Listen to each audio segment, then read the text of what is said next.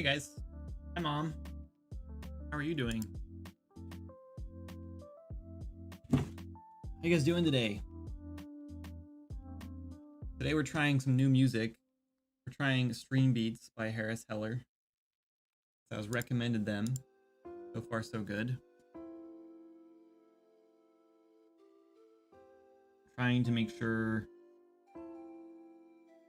I keep getting all my videos copyrighted, so or all my streams, which is annoying. So day 3 of February. It's weird. It's weird. It's only day 3. It feels like we've been doing this for like 2 weeks now. You're the only one in chat, but there's 6 people in here. 7, I guess technically. I think it's gonna be a slow day. This is what happens when I stream on my off days. Yeah, and it's the middle of the week, or sorry, the middle of the weekend. So like, it's always a slow day. See, Duke's here.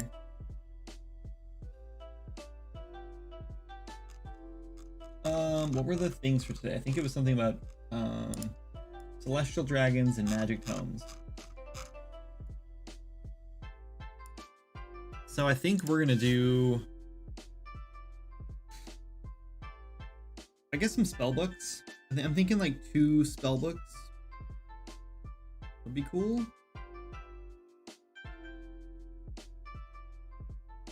I'm kind of thinking,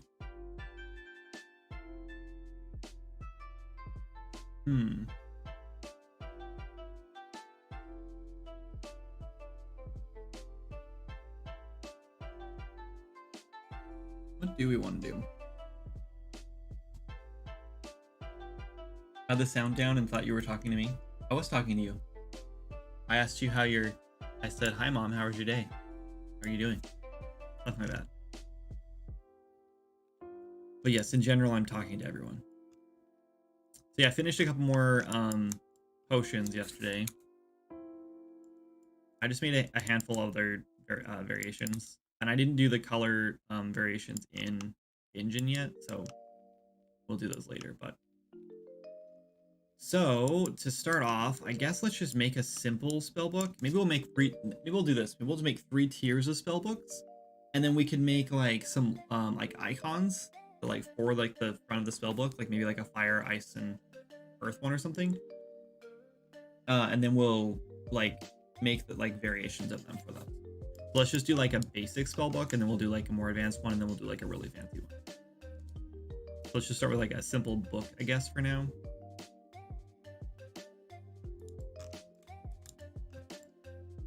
I'm gonna make it.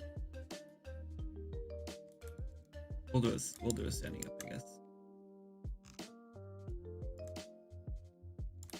You know, we actually have not that one.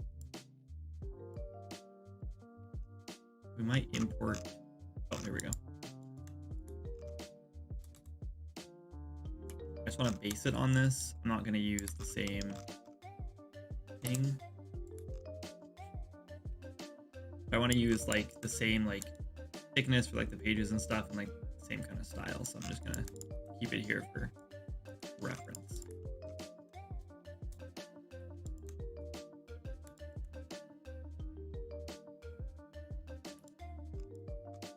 Maybe about there.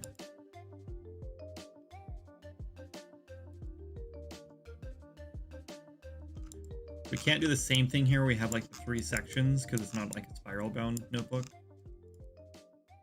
So we're gonna do probably 1 edge loop, not 13, down the center here, and then we'll double it. And maybe we'll make this a little bit thicker now that I'm looking at it.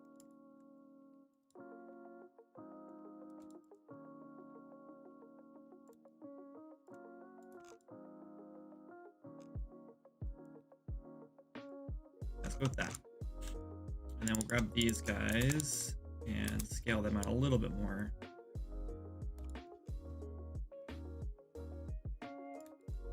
Cool. Now we just need to make like the binding on one side of it. So to do that, I want to put another edge down the middle of it, or down it. We'll just do like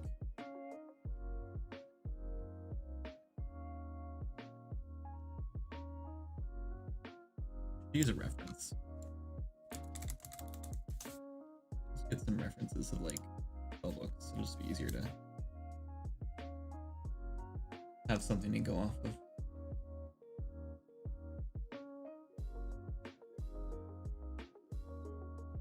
This one's cool.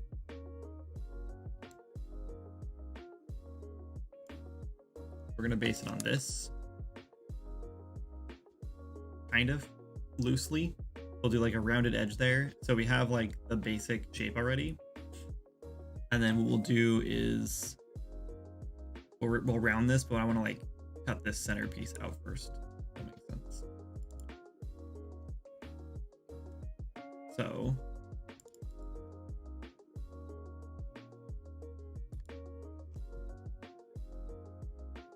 you know, maybe we'll round it first. I wonder if we should just make, let's do this instead. Let's get rid of this, and let's get rid of these. And let's first just bevel these edges. And we'll do like 2 segments.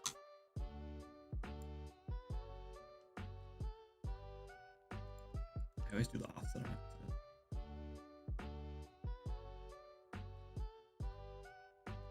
That works.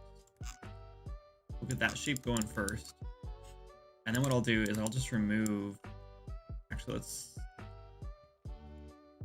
put an edge loop through. Let's do this. Delete that. I want back face bowling off.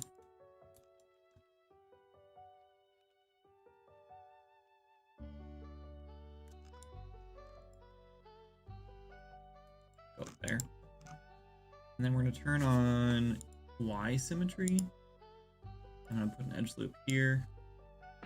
I want to do kind of like let's do one more.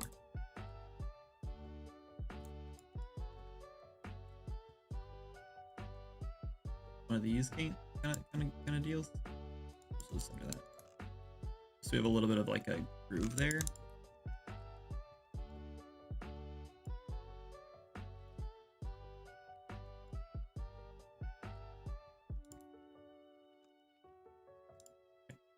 Smooth all of that. Pretty solid. Is this on my Twitch account? What's up, dude? What's up, Vero? Dude, I'm like, after like all that happened, so I sent you, like, I sent your new account a message, right? Right before I assume it got hacked too. But I was messaging your old account, like, because I thought I'm just gonna waste this guy's time so he doesn't have a ton of time to like message everyone else while we get him out of the server. And so I was messaging them, and then I started messaging you, and I was like, how did you get like hacked or whatever? And then suddenly the other account sent me a message back, and he was like, quit yapping, and sent me a screenshot of that. And that like blew my mind for a second, and I was like, did this guy make an alt account to like post to warn people about the account that he just hacked? For what reason? I was so confused. And then Jana came home like right then, and I was like, Jana, help me figure out like why this is happening, what's going on here. And then she was like, oh yeah, he probably got that account hacked too. And I was like, right, that makes so much more sense. I was so confused. And then it like threw me off like for like an hour. I don't know what it is. It was just like thinking about that happening to me and knowing, like, thinking like all the stuff I'd have to go through to like fix that. Oh man, that's horrifying. Very annoying. I bet, man. How did you manage to get this account back? Or did you not lose this one? I'm not gonna lie to you, I'm still a little nervous about this being you. But I can't see the purpose of like this guy coming into Twitch chat and hanging out, so.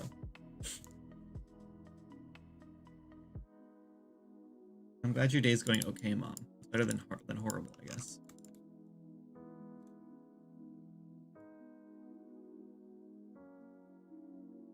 So we scale this in to get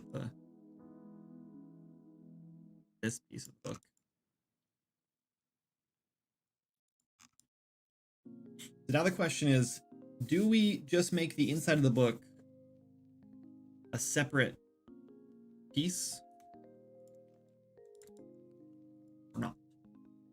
And also, should we bevel these?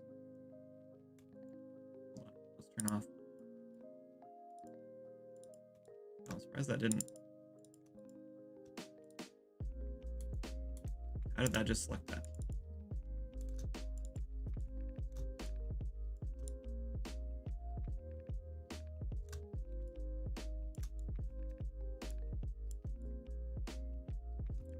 Let's try beveling these first, and then we'll try.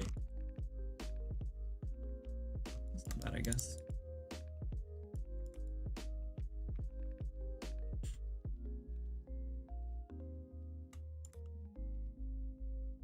This is surprisingly low poly for how it looks, but I guess that's what happens when you have painted textures. I think they were able to grab my Discord token so they could log in without using a password or anything. Oh, interesting. But everything else they had, they would have to actually log in with. And I have 2FA on most things. Right, that makes sense. Went through and changed my password for everything. Nice. Yeah, that's interesting.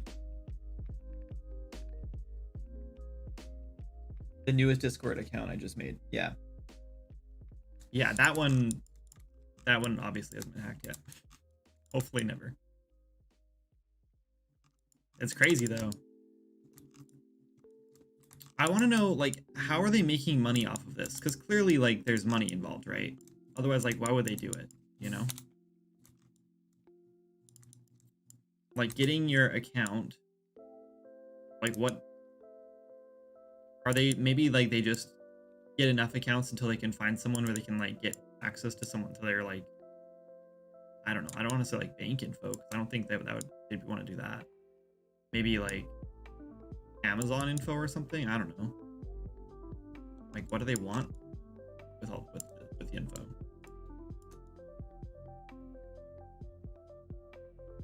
I guess I'm gonna have to put an edge loop. I want to do that in here. Do I have an edge loop down the center? I do.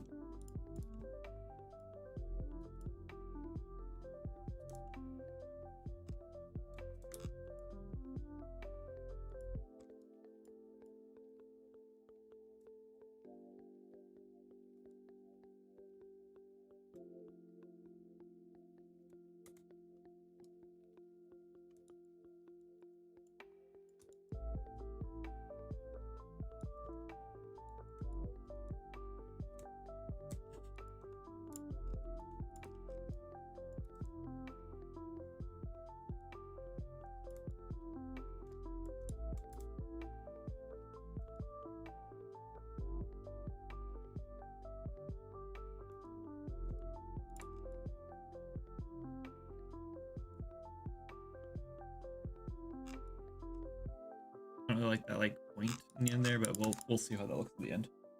You want me to send them $150 to get the account back? Ah, okay.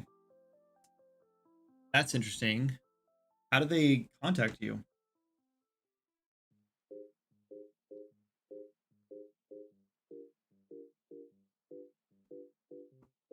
The interesting thing about that is like, that was weird actually.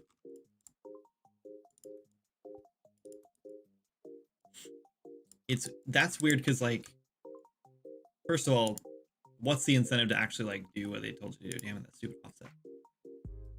You know, like, are they actually gonna do that? Is there like any incentive at all for them to do that? There's not. So like, even if you did pay the money, you probably wouldn't get the account back anyway. Okay, we have a basic book. The most basic of basic books. When I tried to sign back in, it signed me into a new Discord account, and they sent me a message from my original account. What? Did your heart just like stop? Like, that would honestly, I would panic so hard. I was just thinking, like, I couldn't even imagine, like Janet would have to go in immediately and ban me from the server. Like, that would be, or ban my account from the server. Because, like, I don't know, that'd be bad. That'd be pretty scary for my account to have that happen. Pretty scary for yours, too.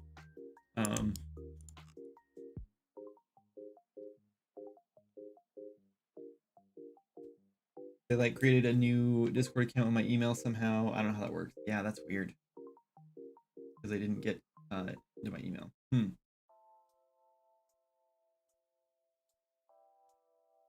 So did it sign you out of Discord? So you had to sign back in?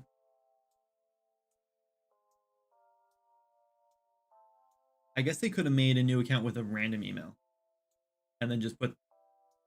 No, because then you would have had to sign with your email. I don't know. That's weird. It's crazy, man. It's crazy what they, like, people will do these days for $150. We have an ad coming up in 50 seconds, it says. Just a heads up. Okay, let's start with this as a base. I'm going to duplicate it so we can have, like, a starting point for the next one. So I'm going to add a little extra detail, but we might not want all this detail on, like, this will be the basic one, but and I still want more detail, but I don't know if we're going to want this specific detail on the next ones. So we'll start here and then we'll go with, yeah, whatever. So the first thing I want to do is, like, make the binding actually, like, a separate piece, I think. We'll stick kind of like an edge loop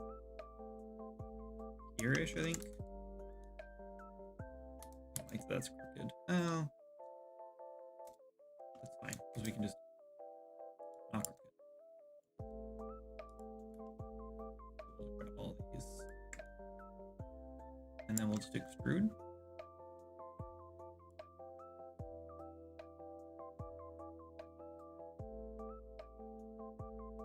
Oh yeah, I forgot that we're, like, inverted right now.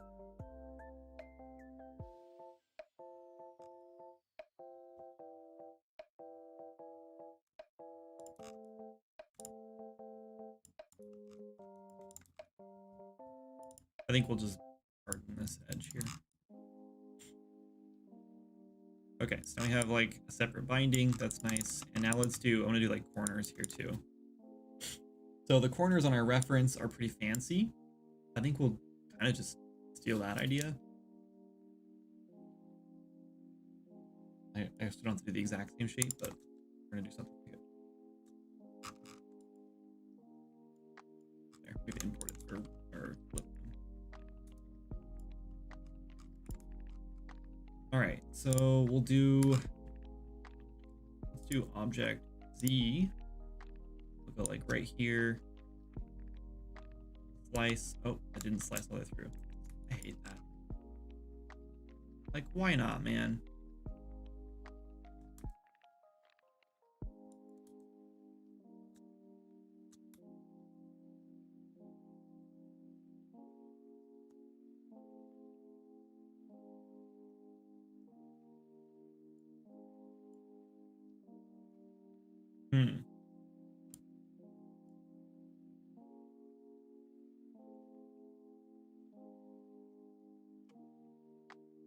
Smoothing angle. What does edge flow do?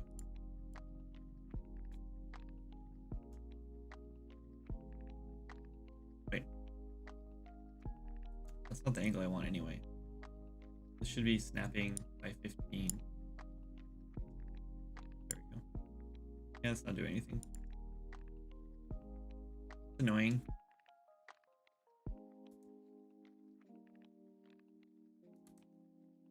I don't know why it's not allowing us to slice through all of it. Usually it does that.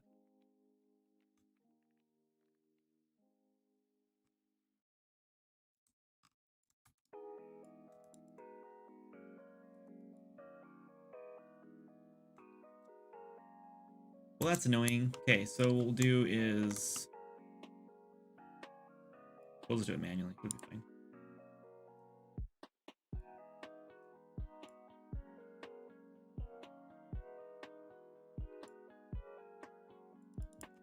Why can I not cut through this?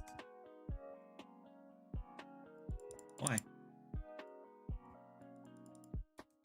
acting like the edges are different.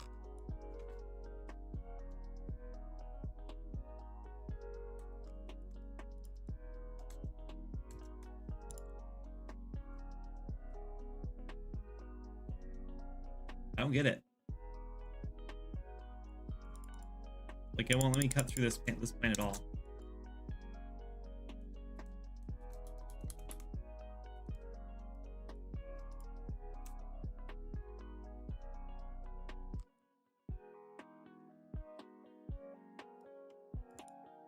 Oh.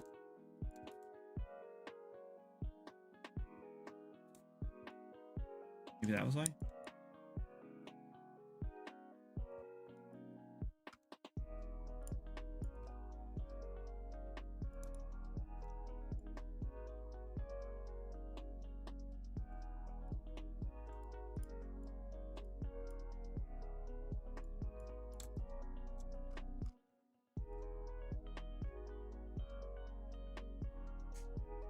I don't understand.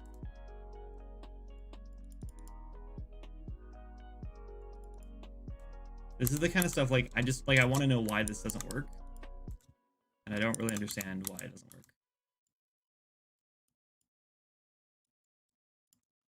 Google time.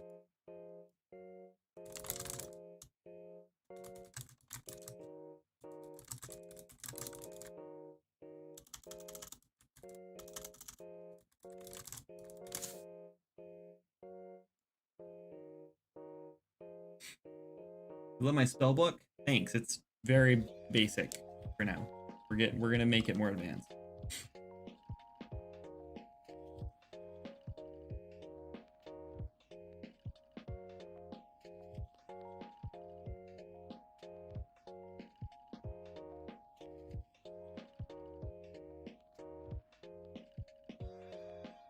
So it's there's a this page says that it's because there's extra vertices and it's not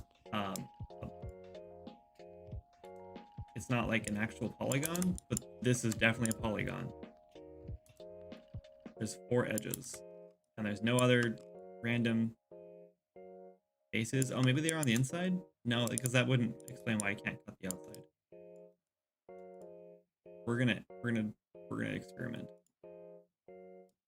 Just because, like, I really want to know why it's not letting me. I can't slice through this at all. Why? 2 tries, 1 face. What? Why can't I slice through it? Is it maybe it's just object or the symmetry mode?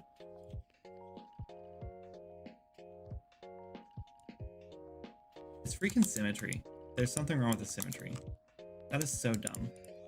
Okay, so Z back till they're connected again.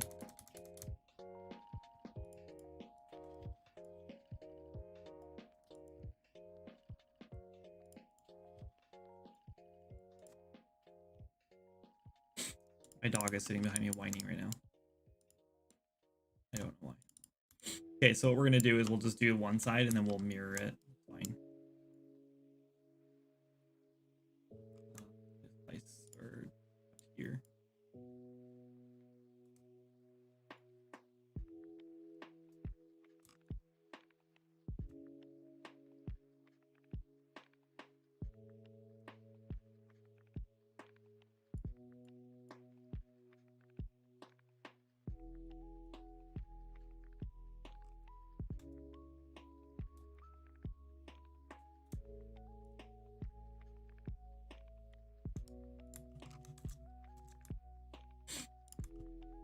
I don't use symmetry a whole lot because I'd rather just like mirror it when I'm done.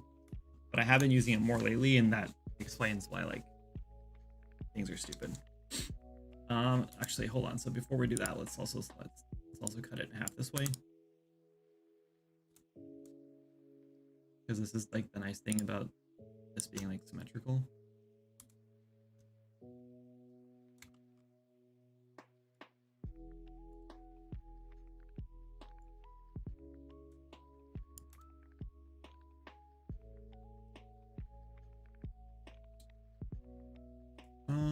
Let's do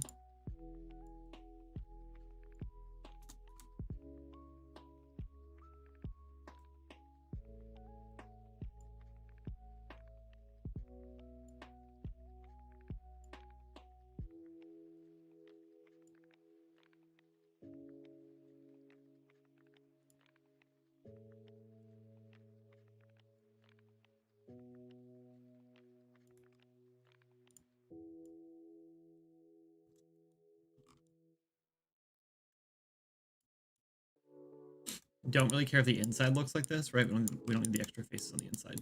We'll just do that.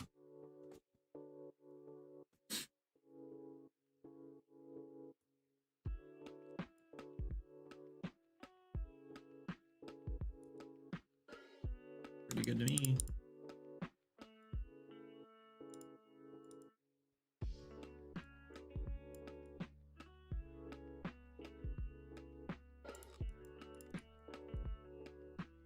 Cool. And now we can duplicate it. Actually, we'll here.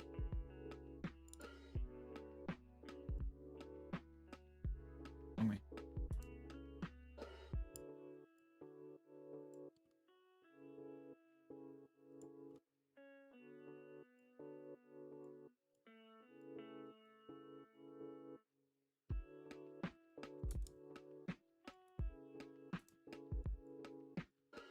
I always like to double check the faces here, like that one.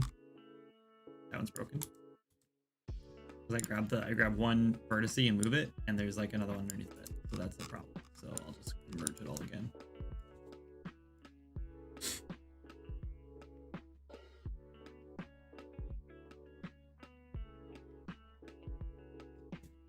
Like that.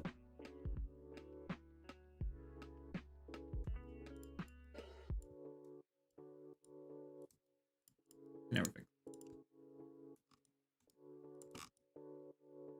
Okay, there's our basic spell book. So we should bend it up a little bit, like kind of beat it up, make it give it a little more character, and then we'll probably leave it kind of how it is. Maybe we'll do some more edge loops through it.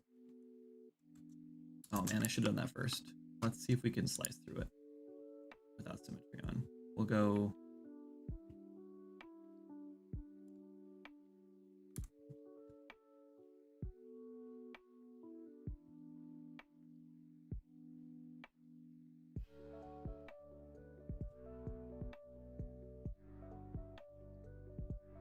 That's probably good enough.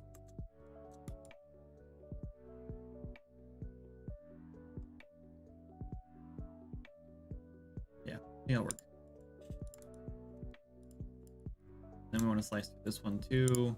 Put some edge loops in here.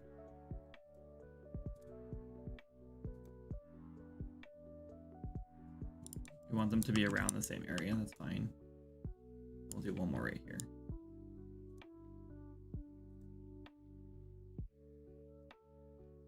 And then one more through here, here, and here. Close enough. Okay. I'm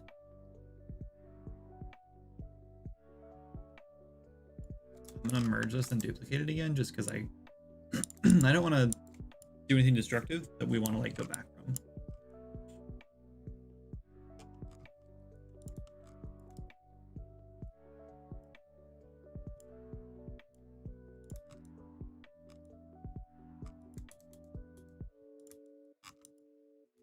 It's safe.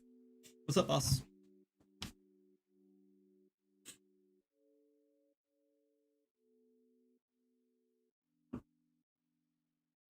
We're just working on a couple spell books for the day. So let's go ahead and deform. We'll put a lattice around it, and we'll do 3, 4 here, and then we'll do 2 here, 1 here, 1. Excuse me. 3. Okay. And then 4 on this one. Yep. I'm gonna grab our last point so we can do things like, let's start by bending all this like kind of out.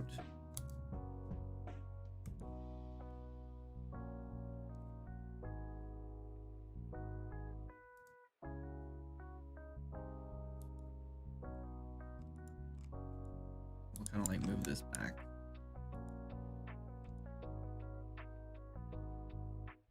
A little bit, just give it a little character.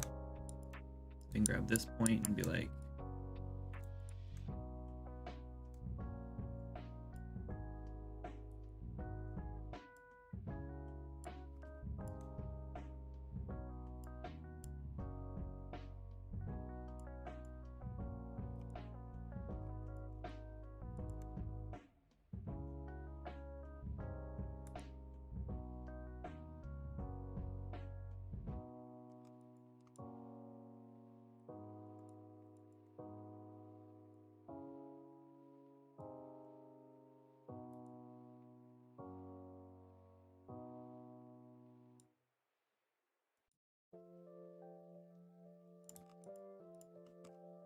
like that.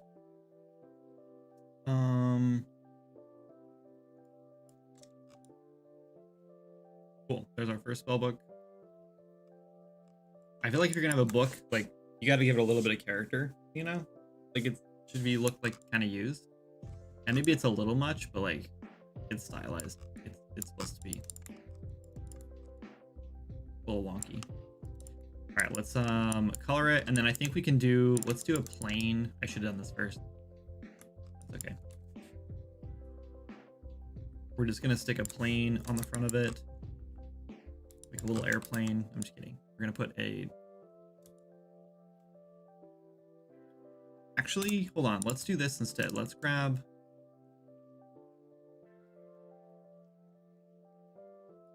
Yeah, screw it.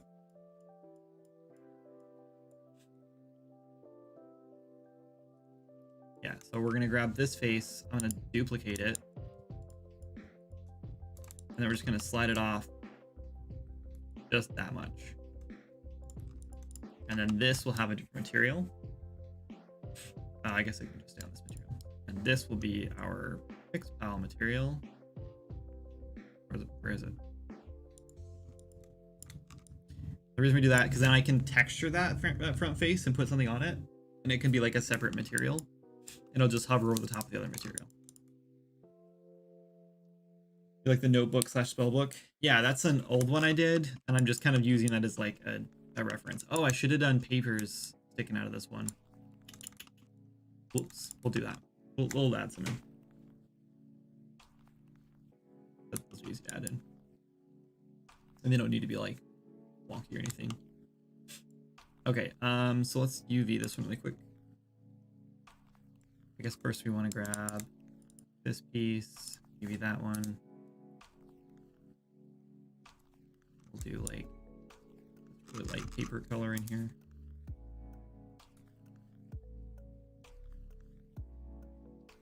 I'm not selecting you. Stop. Let's go a little more this color.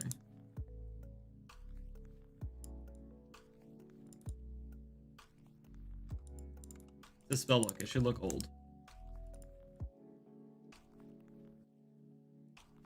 We're gonna grab here and then do that.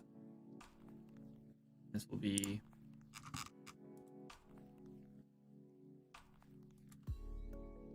not sure. Maybe we do like, what's our reference look like? Kind of like a red brown.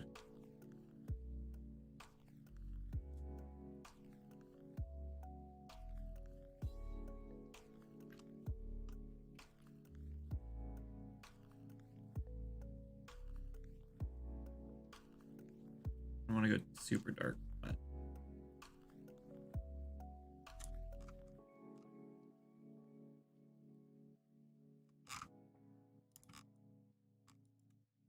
don't like that color at all.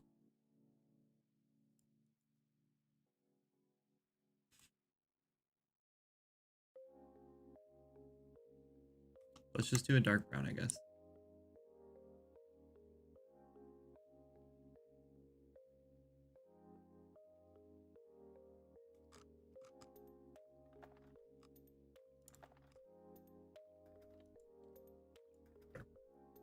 And this piece will do like a blue.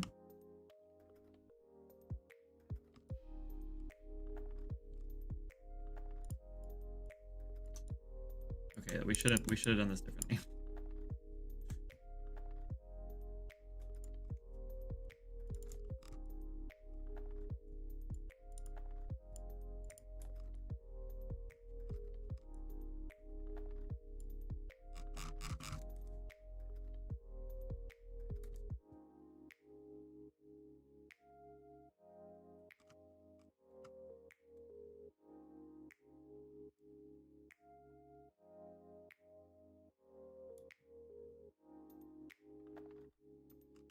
I'm gonna do kind of like a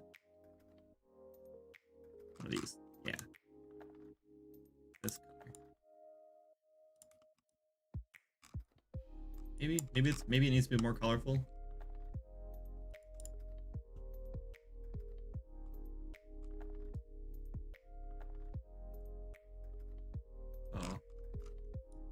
tiles got.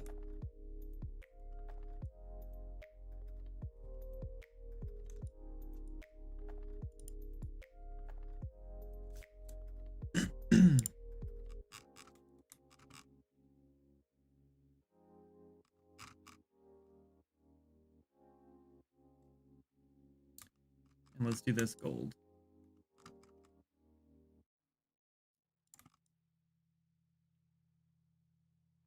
I don't love the blue color. I think we do more vibrant. And I don't know how I feel about the. I guess the brown's fine. Maybe let's do more of like a royal blue, I guess. Let's try.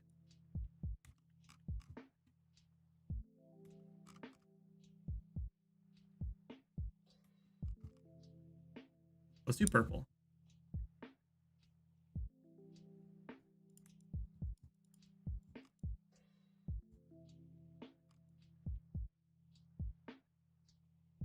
That's better. Let's try that. Okay, and then we just do a quick planar map on it. Oh, gotta auto UV it first. Oh, actually, auto UV works perfectly. We're gonna just like align this to the center.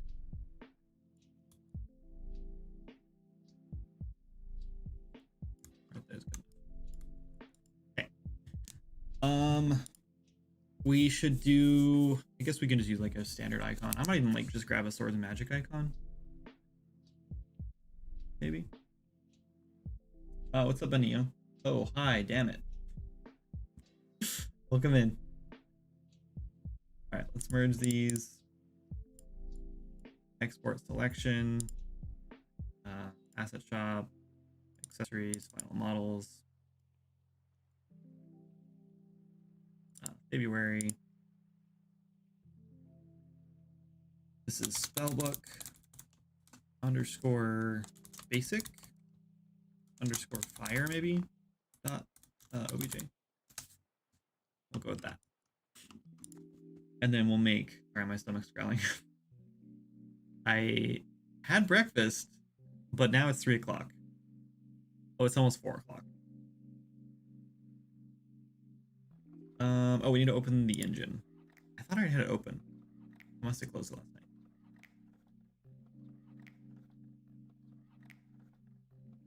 Oh, it's gonna be a busy weekend for us. We have Quinn's birthday is tomorrow, and Abby has 2 birthday parties today.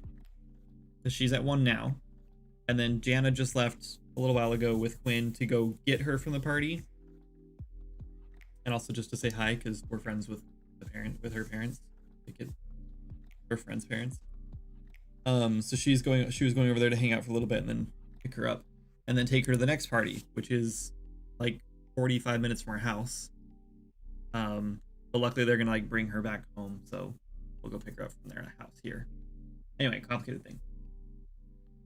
Happy deving. Thanks. Good luck. Have fun. I love you. Bye. Got it. I knew it. Somehow I figured that out. See you later, Gannon. Anyway, but yeah, it's been a hectic day already because we're preparing for Quinn's birthday party tomorrow. So everyone's birthday is in February apparently. And there's an ad. I might steal this ad time to go grab a snack real quick. Let's open this up and import it real quick, and then I guess I don't have time. I'll have a minute.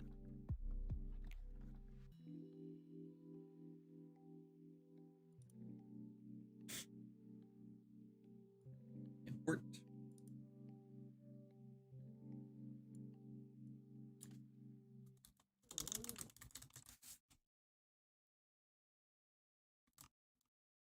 We should open the level.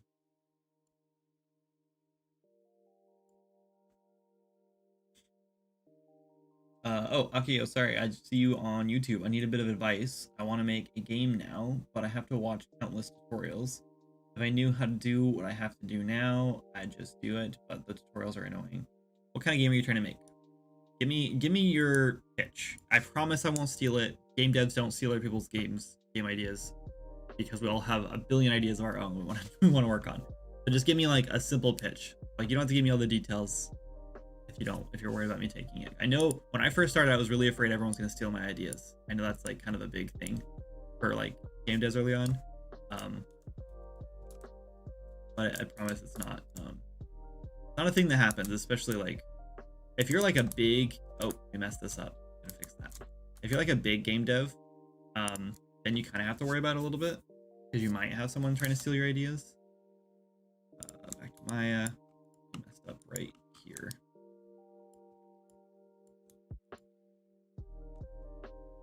I just moved those. I cannot.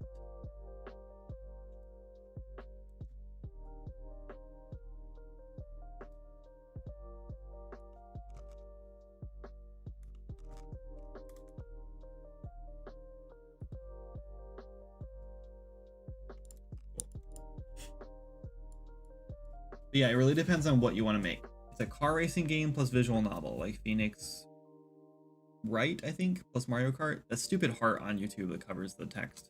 It's like the worst design ever. You'd think they'd fix it by now. Like I don't know why they have not fixed the dumb thing yet. Like they could put the heart on the other side to cover like your icon. That would make a lot more sense. I don't know. Anyway, what kind of game are you making? I'm making it. Well, I have a game called Swords and Magic and stuff. It's on Steam. It's in early access right now. You can buy it and play it. It's like 50% finished, but there's like already a couple hundred hours of content in it. Some people have 1,000 hours in the game, so there's a lot of stuff to do. But yeah, so it's an open world RPG. It is multiplayer. It's very casual, kind of like. Oh, I also didn't get the interior. What? Is the interior flipped? It's on there. Yeah.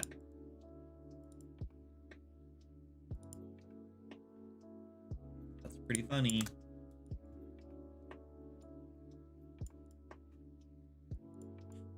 Anyway, yeah, so a driving game. I assume you want to use Unreal Engine or Unity? Or are you planning on doing something else? Are you actually gonna drive in the game, or is it just a visual novel?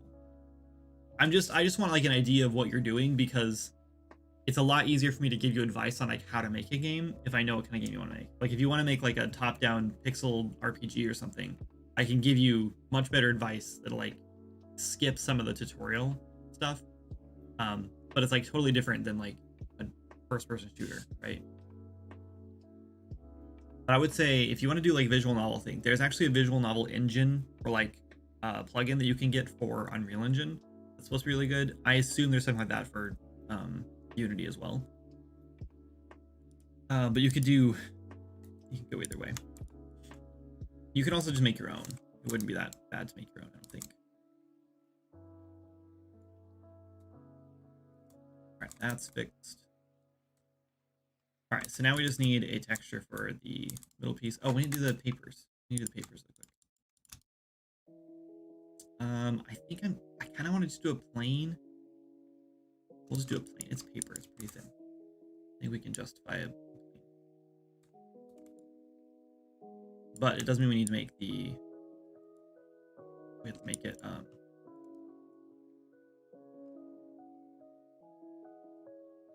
am I trying to say?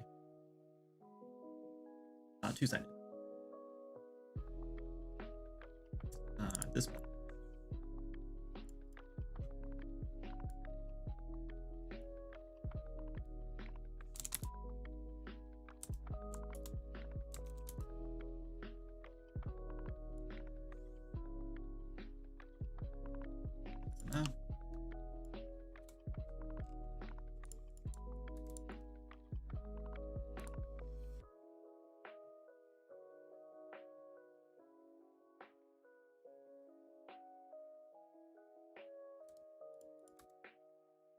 I think we're gonna like cheese this though.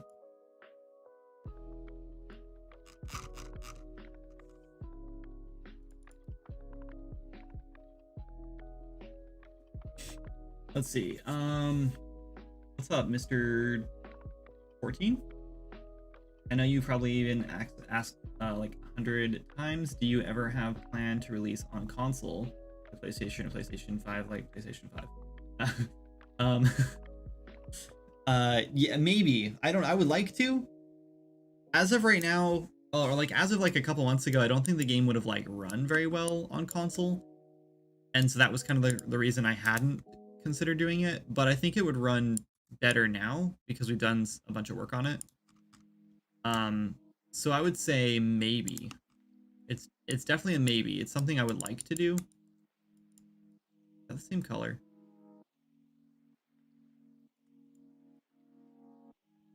No.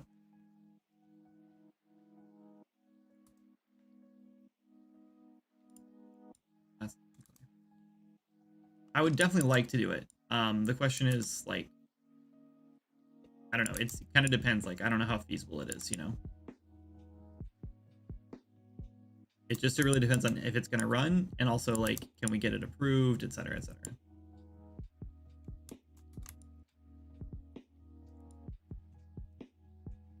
So yeah, I would say I'm planning on trying it. I kind of want to wait till the game is like fully finished too. I just think that's a wise thing to do. Not to mention like doing updates on consoles is like a lot more work from what I've heard. Okay. We also didn't consider like how this is going to be held or whatever, so I didn't like do a very smart pivot point on it. Like if it's gonna be laying down, we want the pivot point to be like here. But if it's gonna be held in someone's hand, we want it like over here. I guess we'll just put it in the center and someone can use an offset if they want.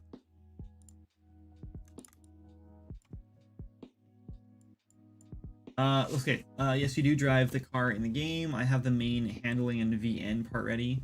VN. Visual novel part ready. But now making the animations is tough. I have to watch tutorials on the animations breaking. Okay. Okay. Are you using Unreal Engine or Unity? I assume you're using one of those, but what engine are you using? Oh wait, I'm stuck on trying to understand Unity quaternions and rotation and lerping. It's so annoying, but I need to make the wheels of the car. Okay. I can't help you as much in Unity. And Unreal Engine, what I would do is because I don't like doing. Also, Unreal Engine literally has like when you open up Unreal Engine for the first time. Like if I do, not here. If I did new project. There's a vehicle starter kit right here that I guarantee like would get you like 80% of the way like what you wanted like in no time. And I know you've already started in Unity, so keep going in Unity. But just saying, like this Unreal Engine is good. And then in Unreal Engine, if you need animations, of course you're not gonna need a ton of animations for cars because this will, first of all, this would already come with it, and you'd want to do the wheel animation like with code anyway, so you don't need animations for the car. But for your character, I'm assuming you want like animations of the character running around. I have to watch tutorials and animations, right? No. So one, I don't animate any of the characters in my game. So Swords and Magic, I'll show you the game.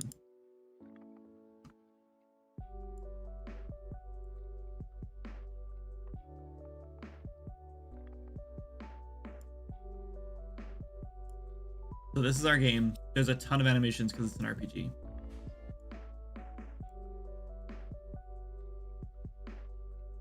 So tons of movement animations, flips, all kinds of stuff, combat animations, picking animations. There's like, we have like, I don't know, probably like 60, 70 animations in the game. I didn't do any of these animations. So in Unreal Engine, you can buy animation packs that match like, well, it doesn't even matter. Like you can buy animation packs and then what you do is you, what's the term? You basically transfer an animation onto a new skeletal mesh. And it's pretty easy to do, especially with UE5. It's like really easy to do. UE4 is a little bit more tricky. In UE5, you just like build a rig kind of thing. I can't think what it's called now. I think it's like a, man, I'm rusty with this. I haven't done this in a while. But you like build like this like rig converter deal, like window thing, the tool that the like pops up, and then you just like drag in an old like one of the animations from like a pack you bought or whatever, and it like shows you what it looks like on the new one after you like set it up. And you basically just like link the bones. You say like, oh, the bones from this animation pack are gonna go to these bones. You just like kind of like line them up. Retarget. Thank you. I'm so rusty with it. Is this game Swords and Magic stuff? The art I was just doing, Benio? No. Benilo. No, it wasn't. That's just for it's for Arcane Toy Box, but it's mostly for the Faebruary challenge I'm doing.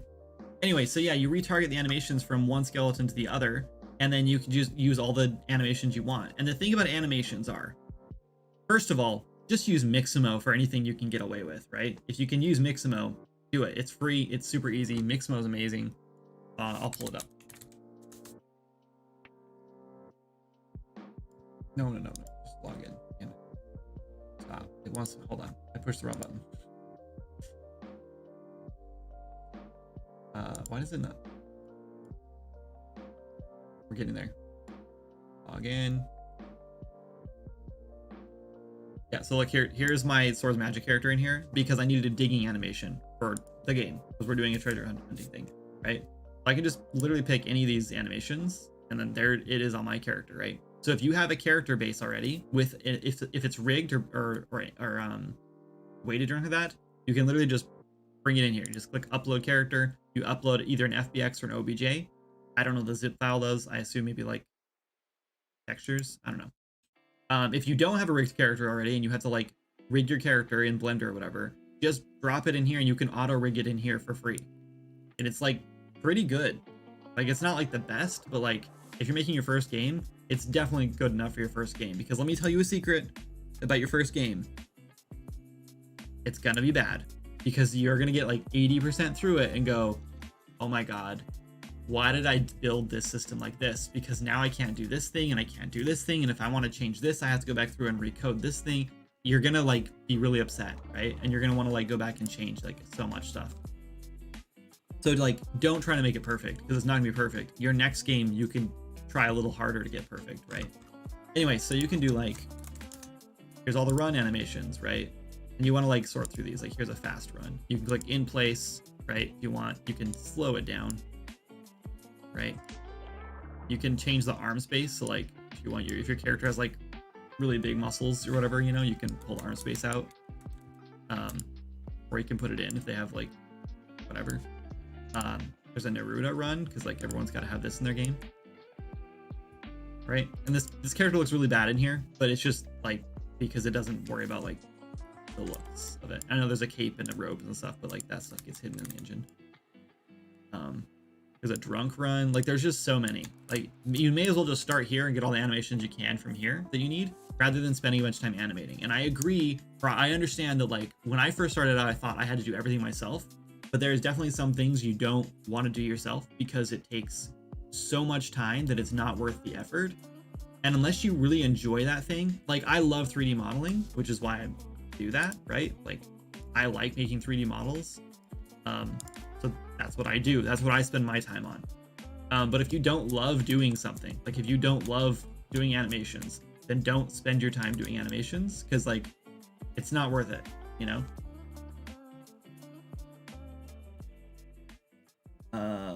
Sorry, I'm missing stuff. Salmus World brought not me thinking this is a game engine.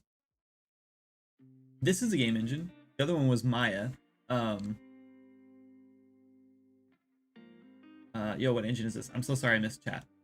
I'm new to Gamedev. Wait, this looks like Blender. I don't know, I might be tripping. Okay, so this is Unreal Engine. This is Unreal Engine where I showcase all my models and I make my games in. And this is UE5. Looks a little different from UE4, which is what I use to make my main game because the project's 6 years old. And then this, where's Maya? Right here. This is Maya. What am I exporting? The book.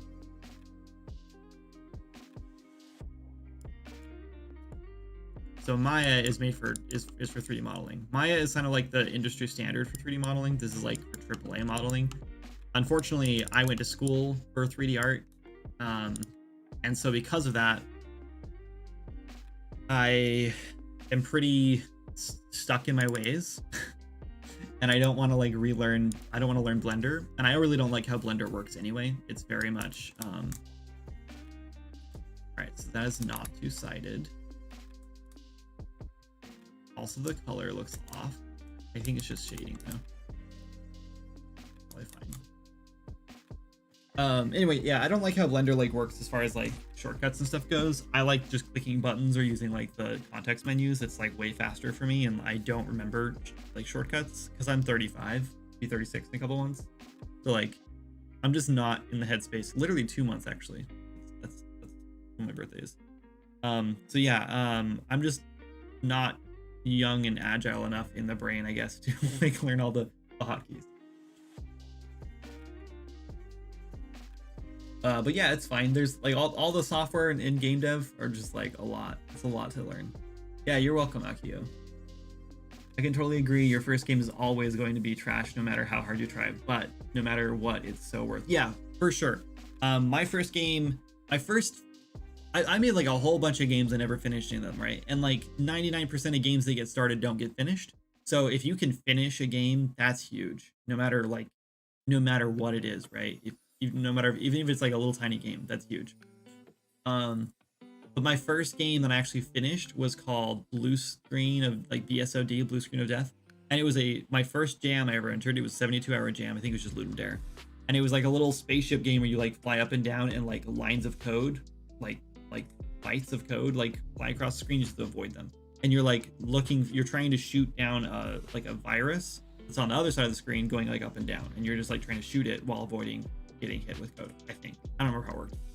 Anyway, but I spent so much time on like the aesthetics of it because like it was like an old retro computer and like you could see like the screen and everything, and like you could like click the button to like turn it on and off and like a bunch of stuff. And then when you like powered it up, it said like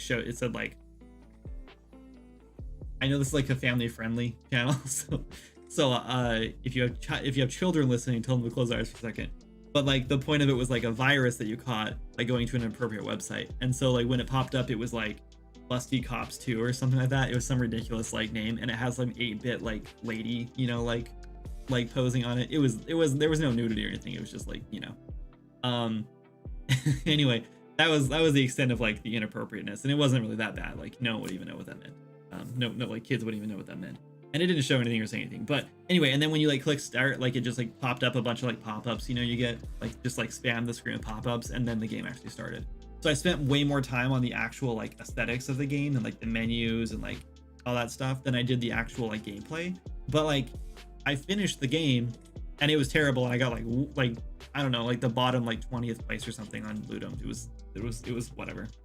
But I finished it and I was like, that was amazing. And then I was like, I should make it better. And then I like went back to my code base and I was like, or I could just scrap this and start a new game. And that's what I did, because it was just too much work. That was my first like finished game. And then Swords and Magic and stuff is like my first release game. But even Swords and Magic and stuff, I'm constantly going back to old code and like having to refactor things and change things, because the game's been in development for 6 years now, and it's got another couple of years to go at least before we're like finished with it, like 1.0. And so yeah, no matter what you do, you're always gonna like make your first game and then go back and like you're gonna go, wow, this is really bad. Why did I code it like this? Why did I do it like this? And I did the same thing with like several games. We made me and a friend made a game called Siren Skies, and then we named our studio after it, called Siren Games. That was like our first game studio ever, and we were like really serious about it. And it was terrible. That game was really bad. And we had this huge like we were basically making a 2D top-down Star Citizen. That was like what our goal was. Star Citizen wasn't around then. Wasn't even like a thought or back then. This was like 2010, 2011 maybe. It was a long time ago. Anyway, so we were making that game, and we redid that game like 4 times. Like we just kept like remaking it because it was terrible. And so yeah, it was just, no matter what you do, it's always gonna be bad. So don't try to make it perfect. That's like my biggest advice for you, is like don't try to make your game perfect, because it's not gonna be perfect. So just like learn. And also here's like what I tell everybody, and I honestly think this is like the most important thing when it comes to making games, when you're learning to make games, is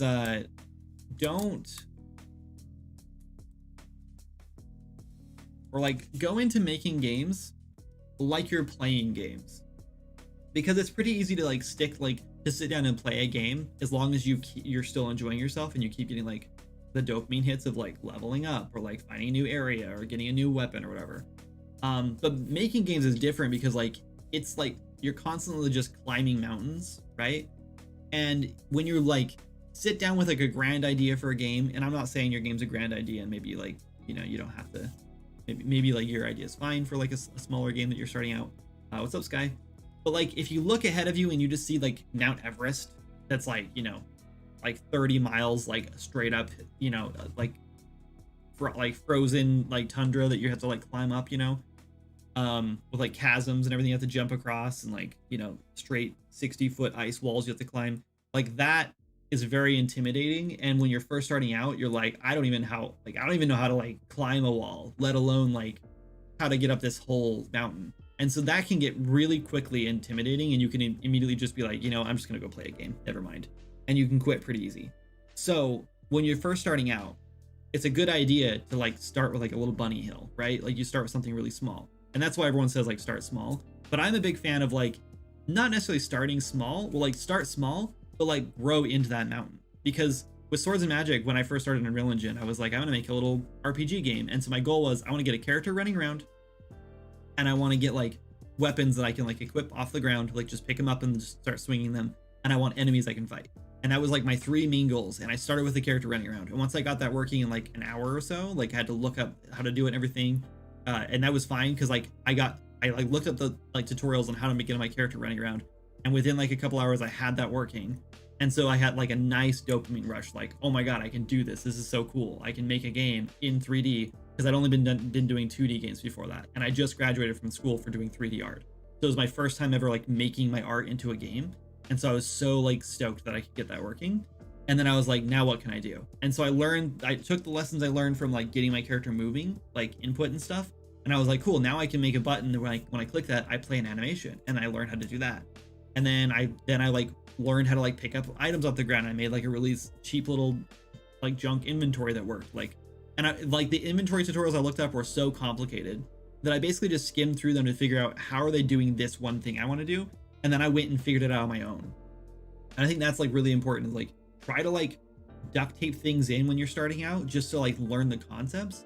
Don't necessarily follow an entire tutorial for like 4 hours to make a full inventory system, because chances are by the time you get done with that, you're like so bored of the project and you're so bored of following tutorials that you're just going to quit.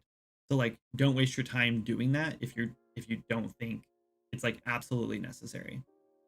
So yeah, I just kind of jumped from one little tiny goal to the next. And before I knew it, I was like halfway up the mountain, and I like had this huge game behind me that I built, and I just did it one step at a time. And I kept getting like little tiny dopamine hits, and like that just kept me going. I think that's like incredibly important when you're making games for the first time, because you have to like have those little wins to keep yourself like keep that momentum going. So that's like my big advice. Like that's like my unique advice that I give everyone, because everyone always just says like, oh, just start small. And I agree, but I like starting small, but growing into something bigger. And then not only that, but you also learn early on, like within like a couple months of like making that same game, you learn like, oh, my code base that I built this all on top of is like toothpicks. Like I can't support this whole game on this. So you learn quickly, like you fail fast, right? You learn really quick, like I can't make a large scale game that I wanted to, because the foundation I built was bad. Because you didn't like really plan it out. And that's fine. That's good for your first game. And then you can kind of learn like, man, I should have done this. I should have used inheritance. I should have used, you know, like interfaces. I should have used this thing. Like there's so many things you like learn. I should have used this thing. And then you can go back and you'll basically start your game over. I did this like 4 times with Swords of Magic. We started the whole game over. Let's see. I did it once with Midnight. I did it once on myself. Then I did it once with Midnight. Then I decided to do it again. And then like, I don't know, 10%, like probably like 2 days into starting it over again is when Moz came on and we started over for the 4th time. And then Moz and I did a whole multiplayer like test build and everything, got the whole game running and everything. Did a huge like alpha test. Everyone loved it. And then we were like, let's scrap the project and start over again. And so we did it again. So we restarted the project 5 whole times before we finally got the project like with the foundation we needed to get it out to Steam. And even now, I'm still constantly going back and tweaking the foundation, like mechanics and stuff. Like we just went back in and added stats on weapons. So now when you get a weapon, it can like increase your strength stat and stuff like that, or your focus stat and stuff, which is cool. And that's like a whole new like mechanic that like I had to go back in and like dig through the old like code and like fix that up and make that work. So that's, I just remember my game from the beginning, and it was much easier the second time. That's, yep, 100%. Yeah, especially because like you learn so much, and you learn like all the things that you thought were really difficult, all those little hills or like the faces you had to climb in the beginning that you like were so hard to like figure out. they become like, those are just like stepping stones. It's like in a Dark Souls game or something, or maybe not Dark Souls, but it's like in an RPG when you're like fighting that boss, right? And then like later in the game, that boss comes back, but he's just a regular enemy now. And now you're just like, you just make quick work of him, right? And you're like, dang, remember when that guy was the boss? That's exactly how game dev works. So like, just you just gotta like get through those first bosses no matter what it takes, even if it's like, even if you're just spamming potions and dodge rolling the whole time, and you're just like, you know, like you're not even like, it's just a fluke that you got through it, because the next time you see that boss again, it'll be so much easier. There's my spiel. I'm done talking now. Now we got to finish this icon thing. Let's what do we want to do with this icon?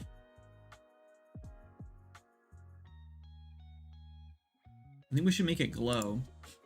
Should we just bring in some icons from Swords and Magic? Do I have some like spellbook icons we can just use? Let's go look at our art. I don't mind selling like some icons from Swords and Magic, because who cares? But I do wonder, no one will recognize it. If I did like the entire spellbook design, then we might.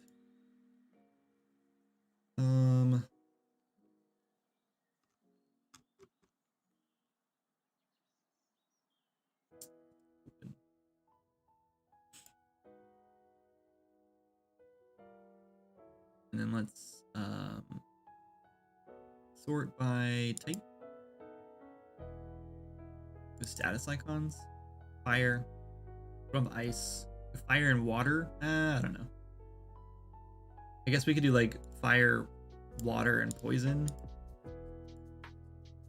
Actually, I don't think I have. We have skills, spell design. Oops. I don't have any ice necessarily.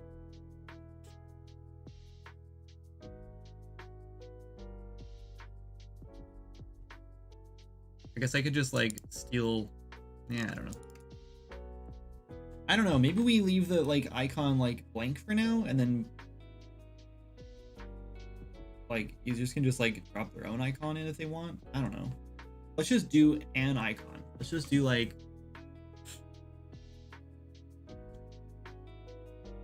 let's just steal this icon. And then we'll have like one icon on there, and then people can just see like, oh, I can make my own icons for these. Hopefully that works. Let's do selection only, 128. Export, we should do 256.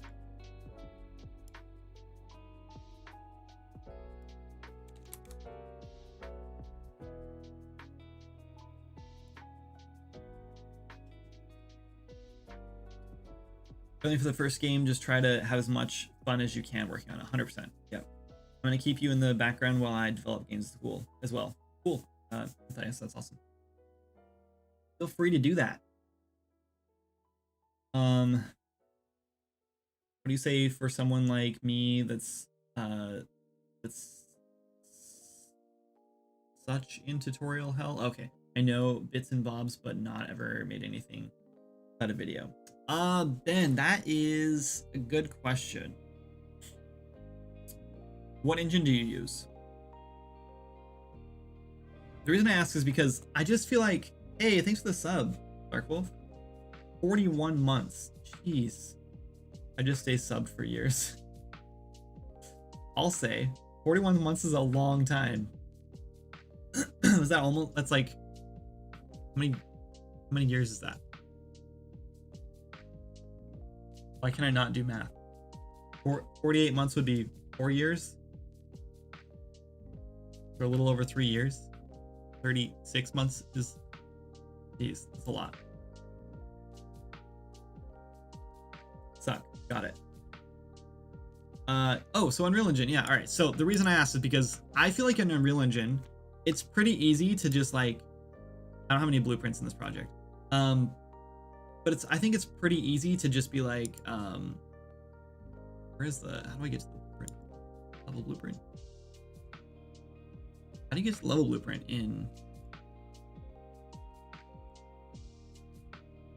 QE5?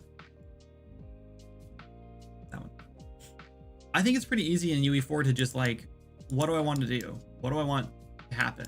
And then you just like drag it out and do it, right? Or type it in. So like what you can do, and what I've done in the past is there's one tutorial that I highly recommend pretty much anyone watch when they're working in UE5 or Unreal Engine at all. And I think they have an updated version of it, but I haven't watched the updated one, so I recommend the updated one, but I don't know if it's as good as the original one. So the original one is Blueprint Communication. Let me see if I can find it. Yeah, so the one that I watch is... No, that's not the one. That's only 6 minutes. That's definitely not. Maybe it's this one? No.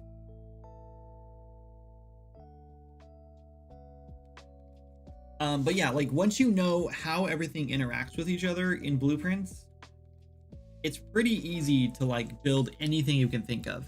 And the way this is like always been my thing. So I started making games in RPG Maker in 2006, 2007. And so there's a lot of things in RPG Maker you can't do, right? You're pretty much stuck to like a top-down, like turn-based RPG. But I didn't like that. And so I found all kinds of dumb ways to like do things. Like I wanted a new menu. I wanted to make a new menu. I didn't know how to script, and I wasn't about to learn because I was lazy. But I should have just learned a script because it would have been way easier than what I was doing. But I wanted a menu, but you can't just like make a menu in RPG Maker. At least you couldn't back then. This was like RPG Maker XP, I think. Which is like one of the original ones. So what I did is I showed an image on the screen, because you can do that, right? And then I locked my player into like four slots, right? They can only move up and down and left and right, if I remember correctly. And then I made it so when they walked up and they like walked onto this like parallel event thing, it would trigger a new image, right? So then my menu would swap to a new image with the menu with a new button selected. It was the most like hacky, like duct tape way to make a menu like in the world, probably. but I got it to work. It was super dumb, but I got it to work. And I think things like that, if you know, like I know how this thing works, right? If I know how like X works, then I can make Y work using X, right? So I think it's really like, if you can just learn the basics of like, if I press this key, I can interact with this object can interact with this object. If you know that much information, you can make an entire game. So what I would suggest doing, Ben, is just like, don't start with an idea for a game. Don't go into a game saying, okay, I'm going to make a space shooter. Or don't go into a game saying, I'm going to make an RPG. Go into a game saying, I don't know what I'm going to make, or like maybe do start vague. Like maybe start like, I want to make a shooter game or whatever. But don't like try to build out all the mechanics in your head and like design the whole thing first. Just like go into it with a vague idea of like what you want to get working, and then use your knowledge to like build off of that, right? Like don't like try not to like just don't open any tutorials. If you like, unless you absolutely have to for like basic communication stuff, then watch like one tutorial or one lecture on, not even a tutorial, watch a lecture on like blueprint communication. Learn how to make like object X interact with object Y, or make the player interact with something, right? And then like maybe even just start with like a maze game. That's a really good place to start, because you learn those interaction things. Because once you know those things, you can pretty much do anything you want. And then you can kind of just guess and like figure stuff out from there. And then there are definitely times where you're like, okay, I want my character to like be able to like attack and move their legs at the same time, like walk and then attack at the same time. That's something where you have to go look at the tutorial, right? But it's something kind of vague. You're not like, how do I make a combat system? That's like, don't do that. Like, you know what I mean? Like think of like, break down the combat system and think about it on like how you want it to work. Like I want the player to press the left mouse button and swing a sword. Well, does that sword have to be equipped? Do I have to have an inventory? Like, you know what I mean? Like break it down into pieces. Well, what happens when I swing the sword? Do I want it to just hit an enemy that it hits? Like, do I want that to work? Or do I care that much? Should I just do like anything in front of the character just automatically gets hit, right? Or do I have like a targeting system where like I target the enemy and then it just hits that targeted enemy no matter where I'm like facing or whatever? So like you really have to think about that kind of stuff. And once you do that, and just break it down step by step. Okay, if I want the weapon to swing, and I want the weapon to hit an enemy in front of me and then deal damage to that enemy, how do I make sure that when that weapon swings, it hits the enemy and then I can trigger the damage? Okay, so I can either do like make the weapon itself have like a sphere collider or whatever around it, or just use the weapon, the mesh as a collider. And then when it hits it, then it calls an event. Like you just step through it one at a time. And if you know how to like press F to turn on a light switch, you now know how to make an entire combat system, right? Because it's all the same tools. You're doing the exact same thing. Instead of pressing F to like interact with the light switch, that then interacts with another object, you're pressing the left mouse button to interact with the sword or the plane animation. And then the sword triggers like hitting an enemy, which then triggers taking damage. So you can like build off of that one basic idea of like, I know how to like make the player do something, and I know how to like trigger another object. And you can build anything you can think of. And if you can't build it within the context of those tools, then either rethink it, like do something else, redesign it so you can do it with those tools, just like I did with the menu in RPG Maker, right? I didn't want to learn new tools. I just found a way to make it work within that. And if you can do that, first of all, I think you become a really good game designer. And I'm not trying to claim that I'm a really good game designer, but I am really good at finding ways to utilize systems in unique ways that don't require building brand new systems every single time, right? Like I've found like really interesting ways to use our, like this is an example I always go to, but in Swords and Magic, there is a quest where you talk to an NPC and she said that she loves all the bees in the trees around her, and she wants a hug from the bees. And I feel like sometimes I feel like this quest is like my high school football career, because I always like bring it up. And it's not like the best quest I've designed, but it's just like the most unique use of like certain systems. Well, anyway, so previously we'd built a system where when an enemy or like something went into a box, we could like trigger an event. So I'd use that system and put it around the NPC. And then when you talk to her and start the quest, you could break the beehives. And when the bees went to like attack you, they went around her, and then it triggered the quest. And it was like, cool, you got 3 bees in this box. You did it. So I built an interesting quest that was like the most interesting quest that we'd had like in that area like so far, out of a basic system that we'd already built for something else. So if you can learn to use those basic tools, those basic systems, and just like reuse them and find creative solutions, you'll be a really good game designer, and you'll be an asset on a team. Because instead of like asking your programmer, oh, can you build a new like scripted system for these bees to like hug this character or whatever, or like get close to this character, you can just like design around the systems you already have to build interesting tools. Kinder was a quarterback? Yes, in Gamedev high school. Any tips or guides for animation?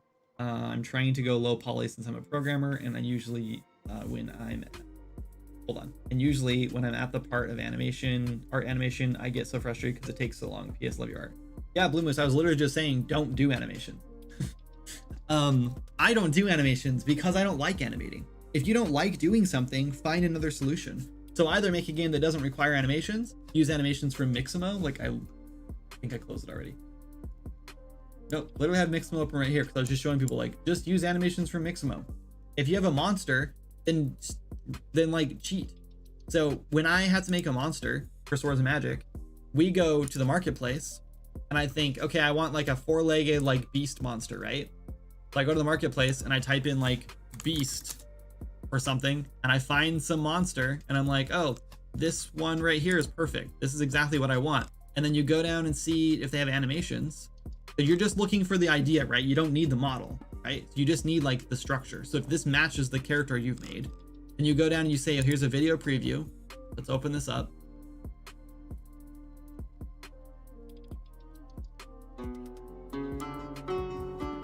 Sorry, we'll mute it. So I want to see the animations. Okay, so there's an idle like seated animation. Cool. There's an attack animation. Let's make sure that looks good. Looks pretty good. Like that'll match my art style. That's cool. And keep in mind that players will never even recognize these animations. The only animations players are going to recognize is if you use that one dumb jump animation on Mixamo. Where did it go? Oh, right here. There's one jump animation. Don't ever use this animation. Which one is it? This one. Don't ever use this jump animation. Oh wait, maybe it's is that not the one? That's not the one. There's a jump animation on here that everybody uses. I don't know why it didn't just like pop right up. but I guarantee you've all seen it. You've all seen it in a game before. Don't use it.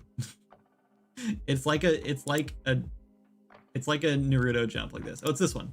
This one right here. I guarantee you have seen this animation somewhere.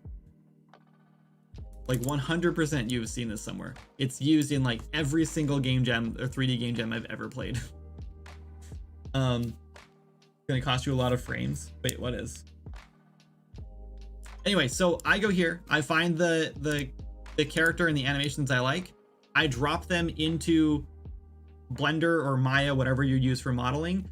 I unbind the character from it. I stick my character over the top of it or model my character around it. And then I rig it myself, like weight paint it myself. If you're doing low poly, it's pretty easy to weight paint it yourself because you're gonna have like collapsing polygons anyway because it's low poly, and that's fine.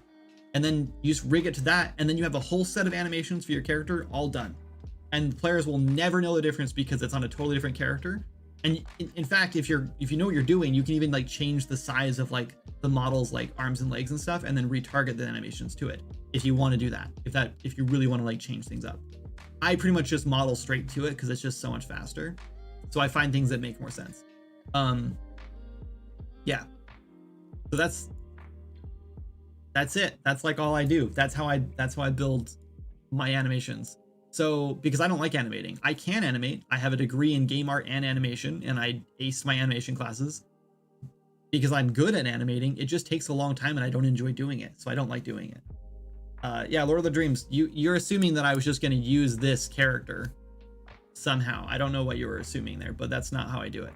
You tear this character off, and you just use the bones underneath. That's how I do all the animations in Swords and Magic. We buy a bunch of animation packs for our humanoids, and then we buy characters because it's really hard to find an animation pack for like monsters, right? So we just rip the animations off them. I paid for the asset. I can use it how I want, right? And then we just rip the things off. Like I have a whole bunch of characters in my library, and like 99% of them. Oh, button. No, stop. There we go. Like a lot of these, like I think this one we already have animations in the game for. Yeah, like this guy right here is the shade in our game. His animations are the shade. This guy right here is then going to be the new fire spirit thing that'll come in Delver's Pass. And the other guys we don't have animations for. We do have some golem animations that are from some pack somewhere. I don't remember where. But this is the shade. This is literally just the shade. No, it's just saying that animal in general would cost you frames. Why? Because it's high poly? Everything you put in your game is going to cost you frames. Right? Like every single thing you put in your game costs you something. Everything has a cost. If you want a high poly, cool looking monster that has a lot of polygons and like a lot of detail and a lot of like high res textures, it's going to cost you. But like that's what you get. A lot of triangles. I mean, you can have the thing is like in Unreal Engine 5, triangles don't mean anything anymore. You can literally have billions of triangles in your scene. It doesn't matter anymore. Like billions. Like with Nanite, you can literally have billions, and it like pulls them way down. Like it's insane. Oh, ad break, of course. The stupid we do in limiting engines really helped us. Hold on, I'm totally confused.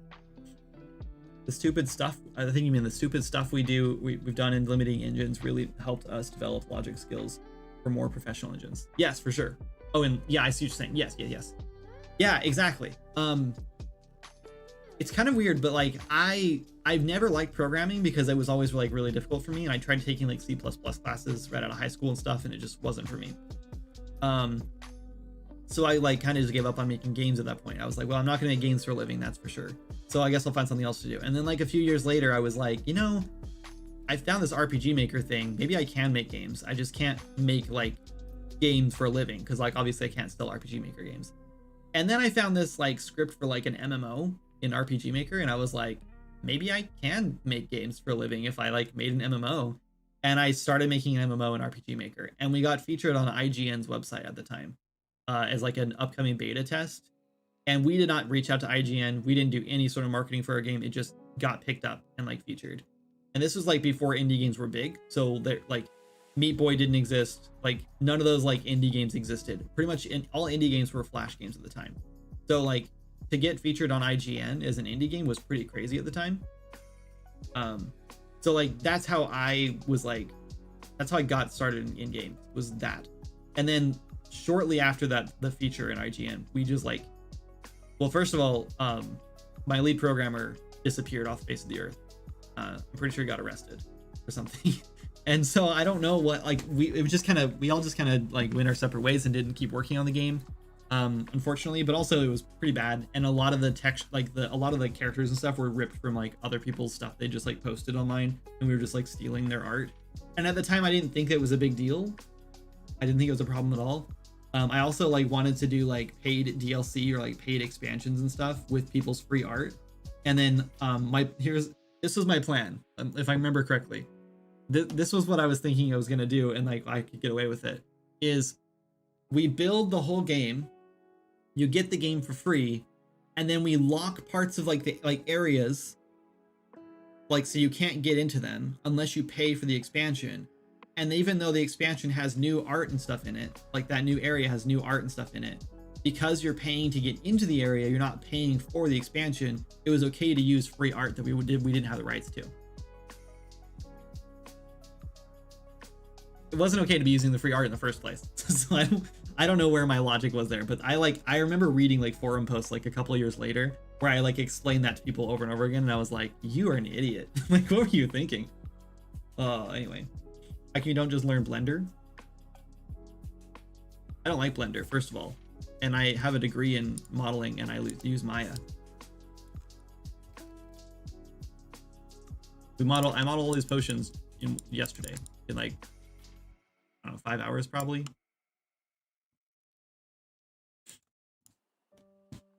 So I'm a good 3D modeler. I made this character too, and these guys. I made everything here, and all these things. These are some cardboard armor pieces that'll be coming out eventually. I don't know when. Oh, why are these inside out? What are these? All this, what? That's not. Why are like all these things inside out? That's better.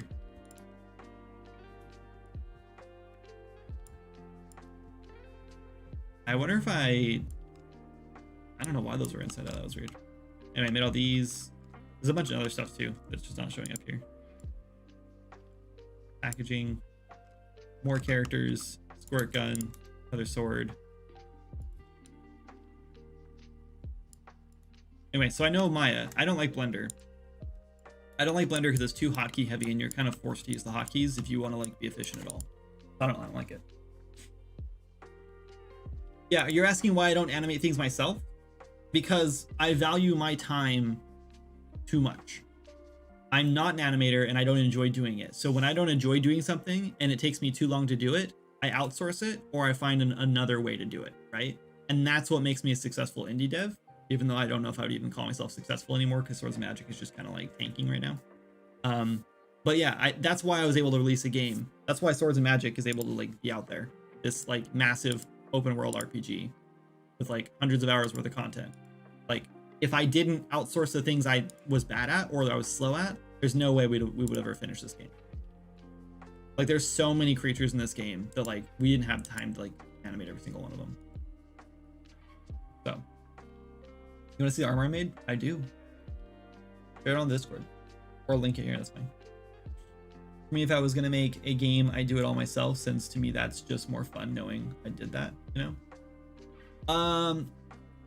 If you made games and you were doing it to make money, like let me rephrase. I make games because I love making games, but because I love making games, I wanted to keep doing it all day long, and so I decided I want to make this my job, and so that's what I did. I made it my job. And when it becomes your job, you realize that it's not all about the pride of like, I created this thing. It's more about what the result is. And so the result, it doesn't matter how you got to the end result, as long as you did it morally, right? Like you shouldn't be like hurting other people in the process, or stealing things, whatever. But as long as it's fun in the end and you're proud of like the the overall result, then yeah, it's important. And I know it seems like, because I was the same way when I started streams. When I first started, I was like, I'm doing all by myself, and I did for a long time, and all my games were really bad. And it took me, let's see, I started in 2007, and I released Swords of Magic in 2018. No, 2020, released in 2020. So that took me 13 years to get my first game out there commercially, because I finally decided that I needed help, and I couldn't do the entire game myself for like the scale of game I wanted to do. I made a lot of games before that, like tons of games on I have a bunch of games up on itch. I have a ton of games I submitted, like Flash games and stuff I did a long time ago.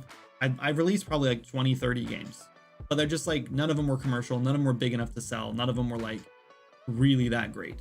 There was like a handful of games that were like really good that like I probably could sell for like a few bucks maybe, but none of them were like full scale games like Swords of Magic was. And that's when I realized like you have to take shortcuts if you want to make something great. And all AAA games take shortcuts. Not a single like major game out there has like one person who just did all of it.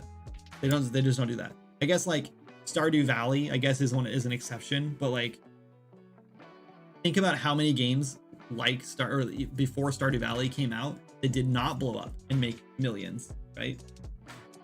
Practice does make perfect, as they say. Yeah, but practice costs money. I know you're trying to like like make a point here, but I'm in the industry doing this professionally, and I'm telling you that it's kind of a lost cause to try to do every single thing yourself, because you're not going to be good at everything. What's up, Mythons? My game is about it's a pretty generic fantasy RPG, but it's sort of like Skyrim with multiplayer, but like you don't need a really sketchy, janky mod. So it's a casual, cooperative, open world fantasy RPG, really like focused on the joy of discovery. We have like dozens of like pretty intricate secrets in the game that like you can discover. They're like secret quests and stuff you can find. Like, for example, in that shot back there, hold on, right here, over here on the dock here, there's a fisherman who just, like every single, there's like 500 NPCs in the game. They all have unique dialogue. None of them have generic like you know, hello adventurer dialogue. They all have their own personality, their own like specific look. They have their own specific dialogue, and there's like a bunch of them that give you like secret quests. And so there's one on the dock over there that talks about how she's parched and she is really craving what's it called, I lost the name of it, a drink, a pirate punch, which you can buy in Ramshackle, which is another town on this island that you can go to. So later on, when you find that pirate punch, it might ring a bell and you'll be like, oh, I can go bring this to that girl, maybe she'll give me something. You bring it back to her and she gives you this random key that she found while she was fishing. And then, sorry, just sayings, no sweat. Anyway, so if you find where that key goes, you find like this secret chest on the island, like hidden secretly. I'm not gonna like spoil everything. And there's like a book next to it that's like, don't open this chest, it's dangerous, yada yada yada. Anyway, you find a spell book inside the chest and a new staff, and they're chaos magic, which is the first time in the game you'll find like chaos magic related things. And when you cast spells with chaos magic, instead of costing mana like every other spell does, it costs your health. So it like drains your health the more you cast spells. But it's like a totally new secret, and it's like totally new like play style and like interesting new thing you could find. And it's like the first time in the game. And that's like how you find it, is like you have to like read the dialogue and find that. And there's tons of secrets like that in the game. They're just like all over the place. So that's like the whole game is based on. But there's also like really generic quests everywhere. There's job boards, so you can do like a whole bunch of little random like, I'm trying to make this big, my bad. It's like a whole bunch of random quests you can do. There's like a big storyline quest in one of the zones, but I'm planning on doing like a big overarching storyline now for the whole game world. You can buy things. This is so old. Like that's not what the game looks like at all anymore. There's parkour. It's multiplayer. There's player housing. You can buy houses and decorate them. There's like, what else is there? Crafting, cooking, tailoring, blacksmithing. mounts. You can, there's like, I think like a couple dozen mounts now I think you can collect. Some of them are really hard to find. One of them is like notoriously difficult to find. Like I think like 10% of our players have ever found it. Maybe less than that. Anyway, yeah, it's a pretty big game. There's a lot of stuff in it. These are all more accurate. This is like the first boss in the game.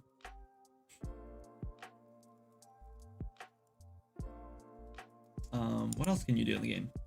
There's a whole nother dimension you can travel to, which is cool, I guess. And fight a monster there. There's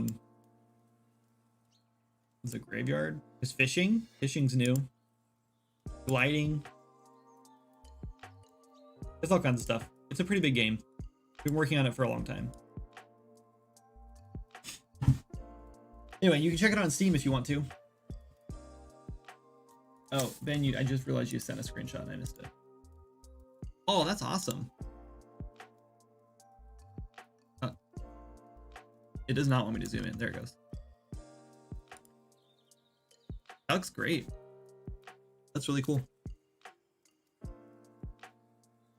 Nice job. Anyway, but yeah, animation tips. I would honestly, like I said, if you don't enjoy animation, you're not good at animation. Like if you want to learn animation, here's the thing. If you're like, man, I really want to be an animator, like that's something I really want to do, or I want to get good at this thing, like by all means do it, right? Like don't take shortcuts on things that you want to know how to do, right? Like I really don't care about like tech art stuff. I don't really care about learning to like make materials. I don't really like a little bit. Like there's like part of me like I do want to learn to like make like cool spell effects. And so when I have time and I'm not like rushing to get an update out or something, and there's like a new spell or something I want to make, I will learn how to do that thing, right? Because I think that's important. Is like you should always be learning new things. I learn new things like every single week. If you ever get to the point where you're just like making stuff and you never like making new stuff or like learning new things, you probably should branch out a little bit, try something new. But for the most part, would you ever use Godot 4? Probably not, honestly. Maybe if I want to make a 2D game, I'll look into it. I might try it for like fun, but I use Unreal Engine. And I am a huge Unreal Engine fanboy because I've been using it for, I don't know, 6 years now, I think.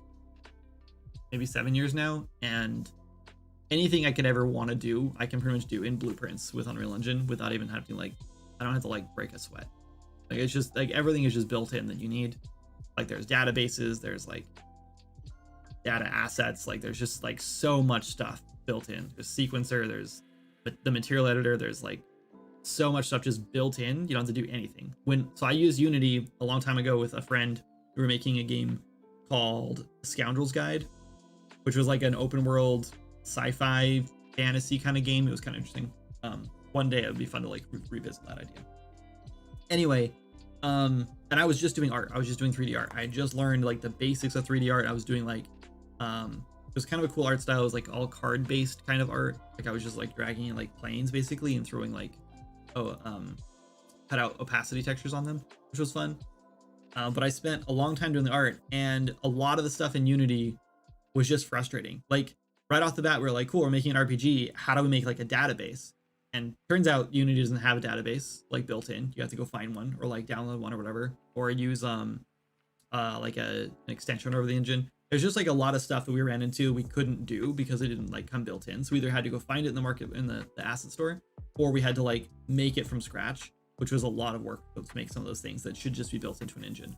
I'm sure a lot of that's changed since then with Unity, but yeah. Yeah, I really wish I jumped into Unreal instead of Unity after switching for the next prototype. I'm sad every time I go back to work on the game that's soon to release. Yeah, oh man, I don't know. It's hard, like, especially like with all the huge improvements and then with like the huge drawbacks that Unity just keeps like, you know, throwing at everyone. Like their whole like new pricing model they just decided to like throw on everyone's plate. That was really fun. It's hard to be like objective about it anymore, you know? Like it's hard to be like, I think all engines are great. I think Unity can do some really cool things, and it's a shame that they Here's what I think is the biggest drawback of Unity, like the hands down biggest drawback. Unity does not make games. They only make a game engine, right? If Unity's team would like start making their own games to like sell and like make money from, I think their game engine would get way better, right? Like way better, because one, like they would like build more respect by developers, right? Developers would see their games and go, dang, you can make that in that. This game is really impressive. It's really cool they made this. I love you. I'm so glad I'm using Unity. Like I'm proud of using Unity because this is really cool, right? Two, they're going to develop tools that they need for those games. They're going to learn like, wow, it'd be really nice to have this cool thing in Unity that we can use it in this game we want to make, right? And not only that, but like I think Epic does a really good job because they are always pushing the bounds of their engine to like make better parts of the engine in their games. Like Fortnite is constantly like increasing or like expanding the like their tech suite, right? Like there's more tech like coming out in like every Fortnite update, and then that gets added into Unreal Engine and everyone benefits. There's like no one loses here. It's like it's a win-win. Dog food, your own tools. I don't know what it means, but yeah, that sounds like what I'm trying to say.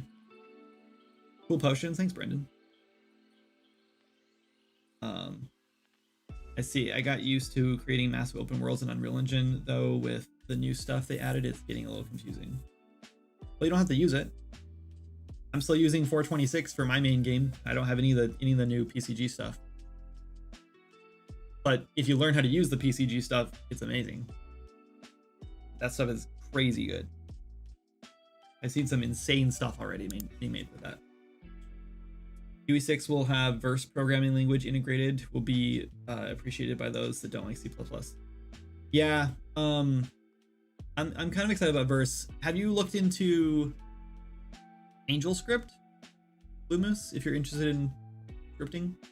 I've heard really good things about AngelScript. It's not built into Unreal Engine, so this is exactly what I was just talking about. Like, you know, it is like a third-party thing, but I heard it's really good. I've watched all your videos. Are you using gas for Swords Magic? Yes, we are. We're not like, we could have integrated it better. It's a little jank how we're doing it, but we do use gas. There's just like a lot of things we didn't like there's a lot of like features of gas, especially back in 426 where we're at, that like weren't fully fleshed out yet. And so a lot of those features like would be really useful if we learned them, but there was like no documentation on it. It was really hard to figure that out. And so we just didn't use them, not knowing how important they were.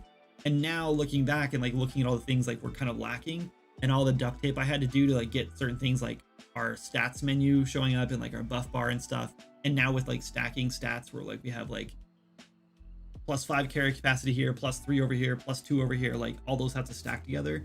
And like all that stuff, like none of that stuff was built with that stuff in mind early on. Gas was built with that stuff in mind, but we didn't build our system like that. So I had to do some like really hacky stuff. So now like all of our stats are like stackable buffs. So instead of having like, oh, here's a buff and then we add this buff on top of it and have like, now we just have like more. And I don't know exactly how we would have done that, but still. Now it's all stackable. So we have one stackable buff that can stack up like 100 times, and then we just like add stacks from everything we give buffs from, which is weird, but it works. Got the stuff.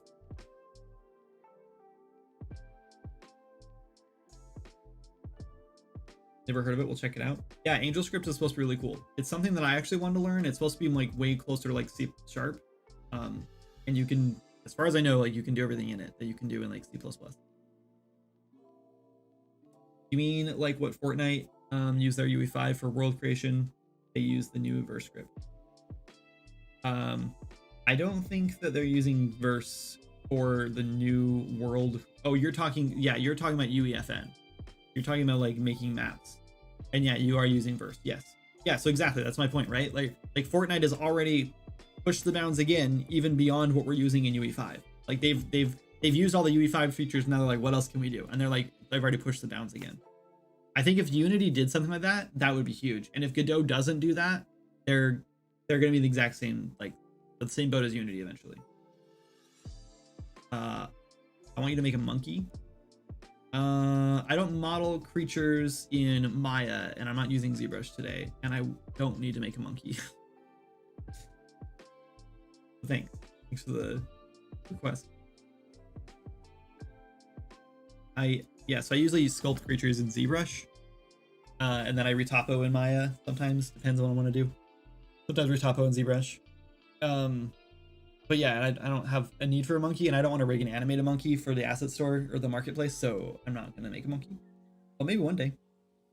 I had trouble starting off with Verse because it's vastly different from other programming languages, but I've grown to love it. That's crazy fast and simplified. Yeah, I want to learn it for UEFN. I've heard like there's like I know people who have made a lot of money in UEFN, like a lot of money, and so I'm like, man, I should really get into that. But I don't know. I don't enjoy making stuff in UEFN. It feels like Unreal Engine with like its wings clipped for me, you know? Like when I open up UEFN, I'm like, cool, this is like Unreal Engine. And then I start like playing with stuff and I'm like, oh yeah, I can't do that. Oh, I can't do that. Can't do that. Can't use blueprints. Can't do this thing. Like it just feels really lackluster to me, and it's just frustrating. And I wish they would just allow blueprints. You know, it's just annoying. Even if like I had to use their base classes and I couldn't make my own base classes, like I would still be fine with that if I could just use blueprint. But then I just feel like, I guess it's sort of like being like a sculptor who sculpts out of like marble, right? And then someone being like, but hey, here's some Play-Doh. Do you want to try out this Play-Doh? We'll pay you good money for it. And it's just like not fun. You know what I mean? Like I guess Play-Doh would be fun, but you know what I'm trying to say? Like it's like dumbing down your tools and making like it's like baby's first game engine to me, and I'm like, I don't want to do this. It's annoying.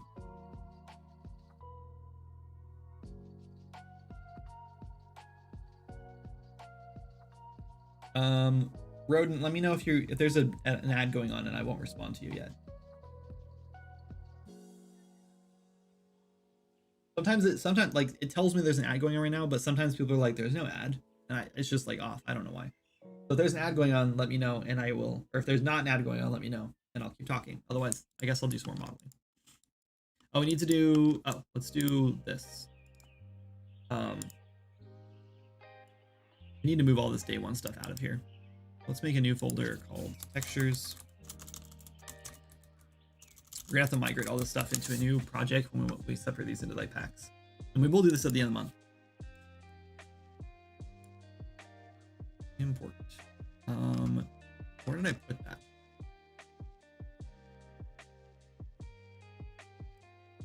I didn't put it anywhere. Accessories, textures. Let's make a new folder in here.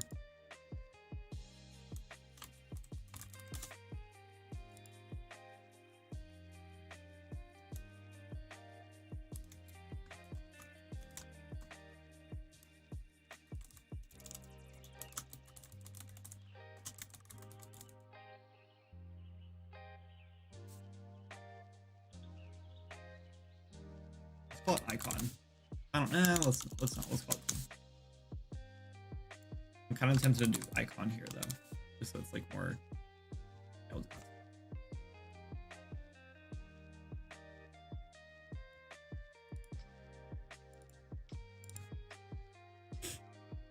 Okay, and then we need to make a new material out of this, so let's just make a new material in here. Okay, ads over. Let me catch up. Made more sense you saw it? Yeah, I did a couple more last night before I went to bed, just because I wanted to I just wanted to round out like the more fancy ones. Felt weird just having like two fancy ones. But do a couple more. I mean,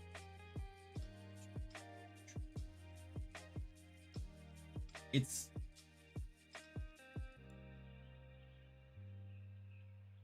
okay as long as it works for you. Yeah, even with the documentation, it seems challenging. I decided just to grab Druid Mechanics course to have on in the background for the next project if it fits.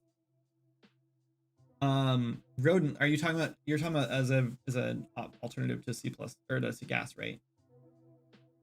I don't know personally. I don't know if I would use C++ again, or I'm sorry, gas again. I don't keep saying that. I don't know if I'd use gas again. I don't know if I'd want to like start a brand new project. Maybe I would. I don't know. The more I've been using it for Swords and Magic, like the more familiar I'm becoming with it, and the things I've heard about like UE5 implementing it like way better and like having it like way more exposed to blueprints, the more I'm thinking like maybe I would use it again. If I was like, okay, this is it, we're starting a brand new like big project, here we go, and like officially announced and everything, and I was like building it from the ground up, like, you know, and I want to do it the right way, I probably might use gas, and I might actually use Lyra or Lyra or whatever you want to call it as like the base, because we kind of did the exact same thing with Swords of Magic with the RPG base, and it has everything like built it like already set up for you. So we might use Lyra and I might use gas because like I do understand like the fundamentals of gas now. There's just a couple things like the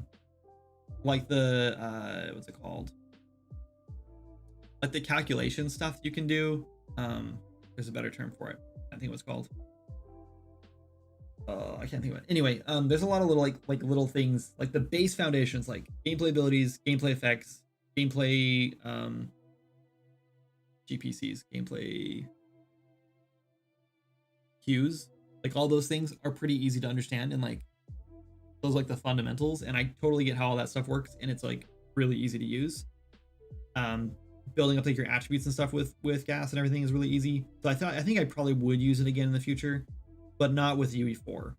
If I had to make it, like, we're making a survival game from the Swords of Magic assets, that I'm just kind of like chipping away at right now. But when we like go into full swing on that, we're using gas on it just because it's already built into Swords of Magic, so we're using that as base.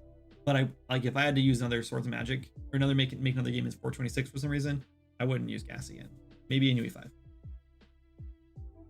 To make money with UEFN, don't you really need to understand that player base? Yeah, and I don't really.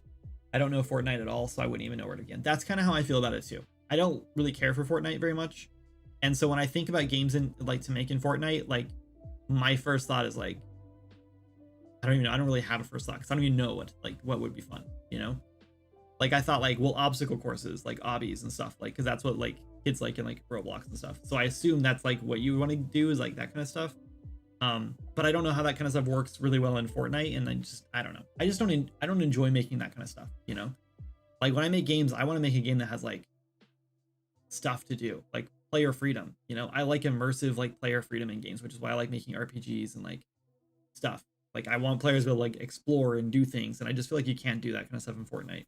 And maybe I'm wrong. Maybe I should be doing that kind of stuff in Fortnite, and maybe that's where the money is. Who knows? If you're talking about the multiplayer grid system, it's C++ as far as I'm aware. The replication grid? I don't know what that is.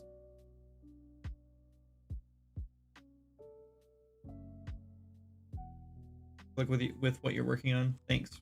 We're just making stuff for fun pretty much.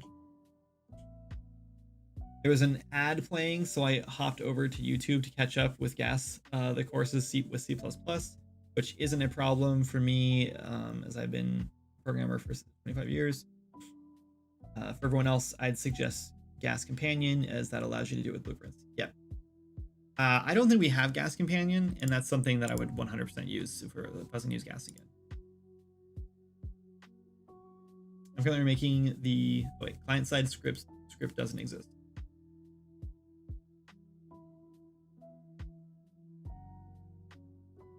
I went into UEFN with the mindset that I'm going to be able to make games like I was able on Roblox.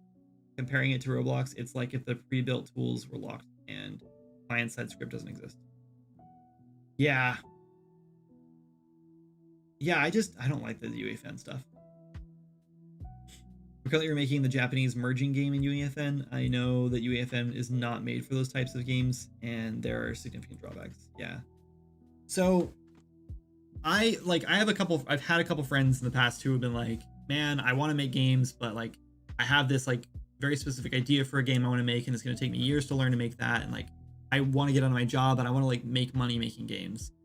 And my advice was always like, just make a stupid little tiny game. You don't have to like pour your heart and soul into it. You don't have to like even love it or care about it. You just make a dumb game and like get it out there, because like once you have one game out there and start selling it, like that'll help you get the next game out. That'll help you get the next game out. And then just keep expanding and making bigger and bigger games until you can get to the point where you're fully funded, like you can make games for a living, and then you'll eventually get to the point where you can like make that big game you want to make. And the funny thing is that now that Jana and I are like a little bit struggling for money, and like, you know, Swords of Magic isn't doing as well as we wanted it to, I can't seem to take my own advice, because Dwarvenhold was supposed to be like this little tiny game that I wanted to get out there. And so like where I'm getting at is like, I don't really want to try to like invest all my time and effort into UEFN and Fortnite, because even though I could like strike it rich, you know, and get like make a ton of money, and that would be amazing, and like I would love that, and it'd be worth the effort, I also just feel like I've already invested so much time into like game development and like Unreal Engine and just like game art and stuff, that I just don't want to like jump ship and go over there when I feel like I know how to make money making games. It's just wrapping my head around like, okay, I can't make a giant project because I can't fund it right now. So I've got to make a small project that I can fund, like time-wise, like pretty much. And then once that goes well, then I can make a bigger one and then a bigger one, and I can like take that same advice, but I can't seem to do that for some reason. I'm really bad at making small games. I think we're gonna do another Dollar Jam eventually, and I think I really need to like follow the rules and like actually like do that. Last time I was like, oh, let's make a bunch of assets and sell them, and that's how like I'll make my dollar, and it worked. But I think next time around I'm actually gonna try to sell the game. My game was supposed to be small and a game to learn the whole process. Yep, been there.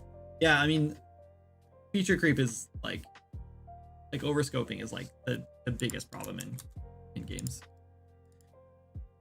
in my opinion. Okay, this is cut out opacity. We need to get some work done. Mask. I'm not gonna have a color though. It would be nice to have a color overlay, but that's okay. We're just gonna do texture param. Can't do it for texture parameters. You can, it's just texture sample parameter. We'll call icon. I'll go in here, and then the alpha will go here, and hopefully this works. Let me make this. Yep. Save. Actually, we should maybe. What if we do?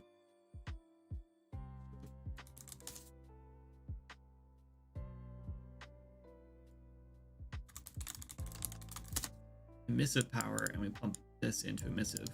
Then we can turn this up to like. There we go. Then we can like make it glow if we want. Do 10. And we'll add this on. This is, oh, can we name that material? Just new material. So now we got like a fireball icon in the front of it. That doesn't look great though. Oh. So to fix that,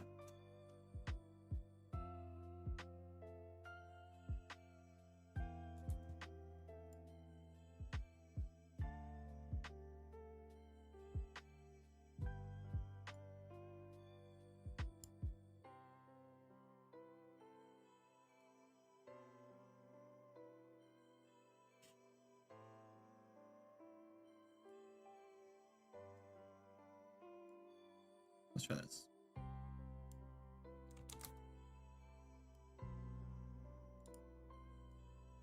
I have to remember not to save this because I don't want this to look like that.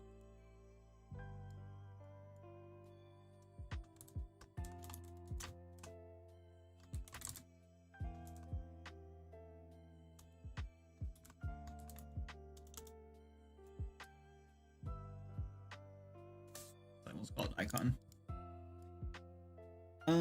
And then textures, replace this. There we go.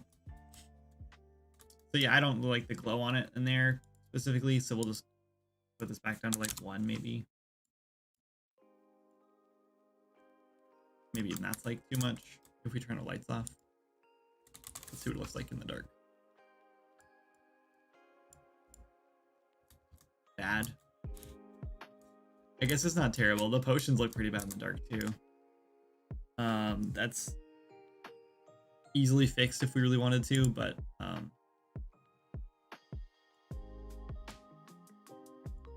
can just turn off the whole lighting filter. All right, let's put it back down to 0 then. Maybe just like 0.15 or something, like something just to give it like a little bit of, it'll like still show up at night. That's better. That'll work. Okay.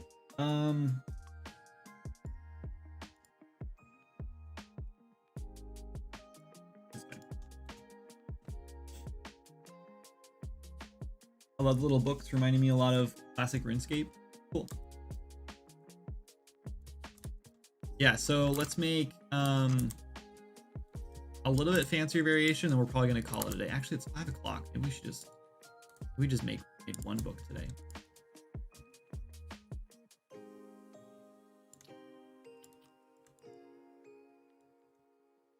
I kind of do want to make like a simple one, a more complex one, and like really fancy one.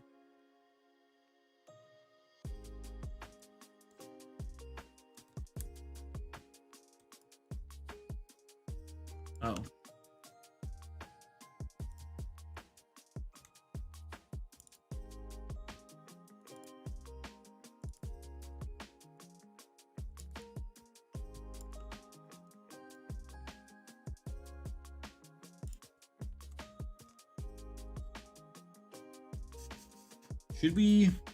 What should we do?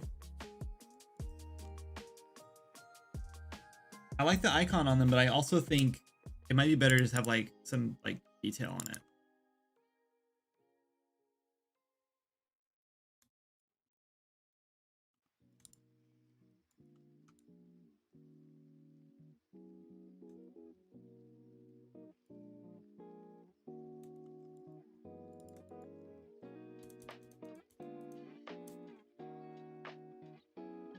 I want to separate this off. The copy.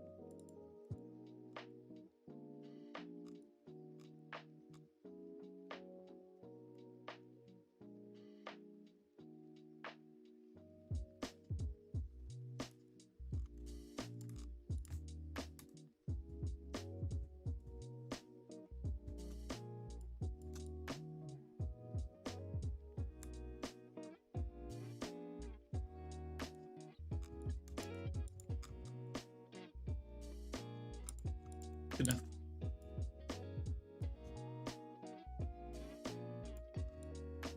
Maybe we actually scale these up.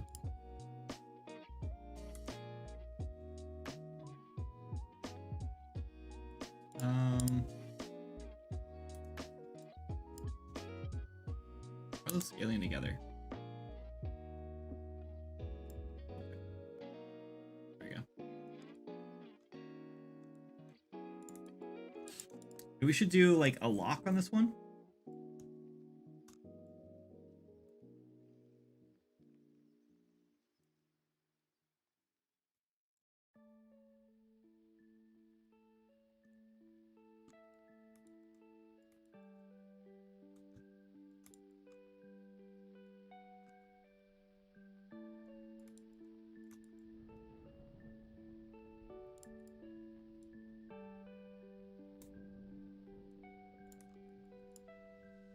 I want like to be able to see through the center right there. We're gonna do something. Booyah, Grandma. Ah, the rare and elusive Maya user. That's me.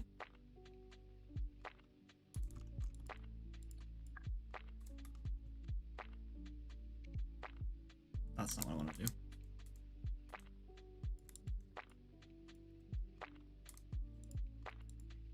Yeah, unfortunately, I went to school for game art animation. And why does this hate me so?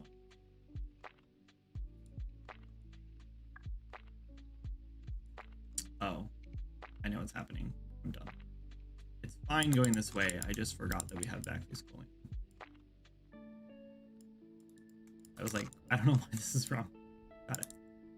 Anyway, I went to school for game art and animation, and I learned Maya, and so now Blender is like the thing to do, and it's free. And I'm like, man, I wish I could bring myself to learn Blender, but I don't like the hotkeys in Blender, and I'm too old, too old to remember what they are. So I don't know if it's worth my time to learn it. We're gonna delete those. We don't need those spaces.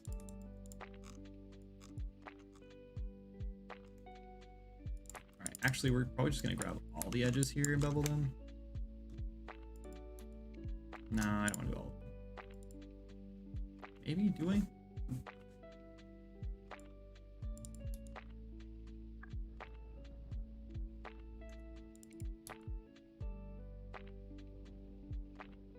think just those edges.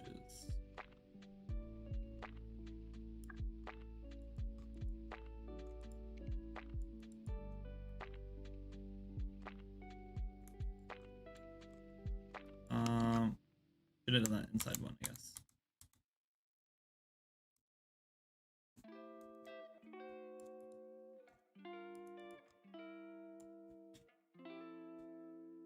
They taught me XSI in school, and then Autodesk murdered it. I've never even heard of XSI. 3ds Max is like the only other Autodesk thing that I really know of, I guess.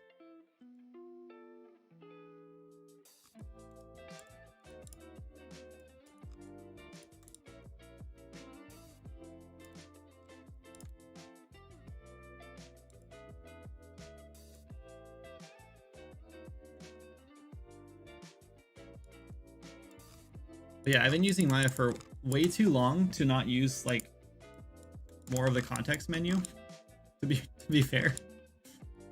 But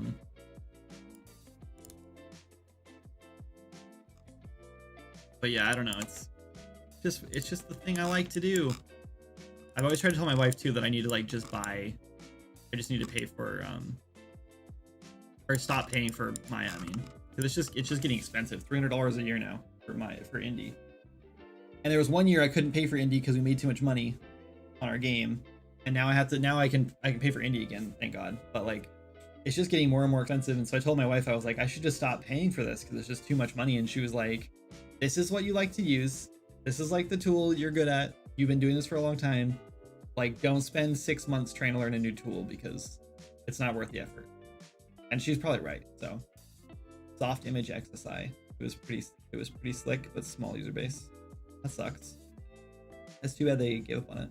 You can do it. I know I could switch to Blender, but I had a Maya hotkey like import.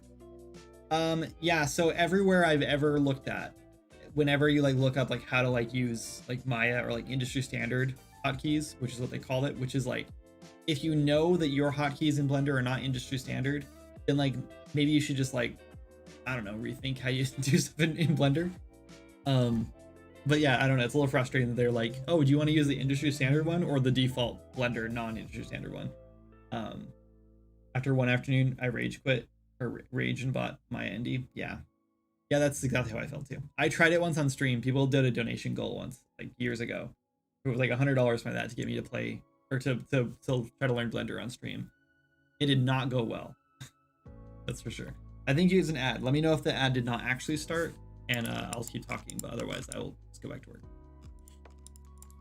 I want to do a key in here. I think we'll do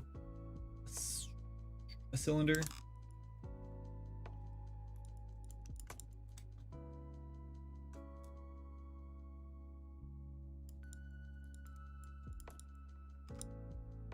Why are you being dumb?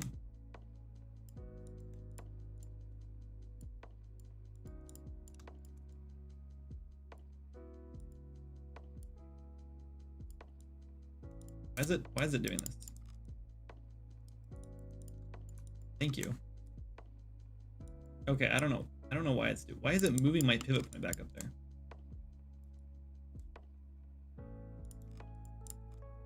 I don't know, whatever.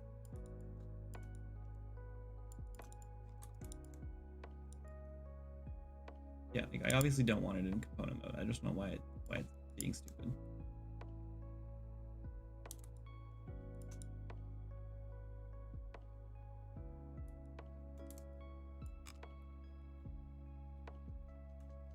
Maybe this is fine.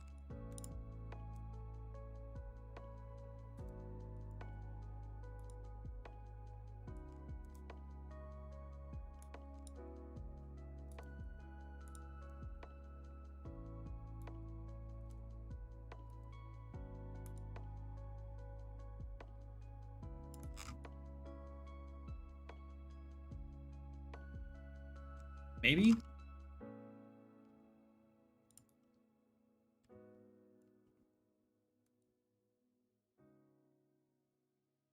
Like, I really want this in... I don't know why it's doing that. Okay.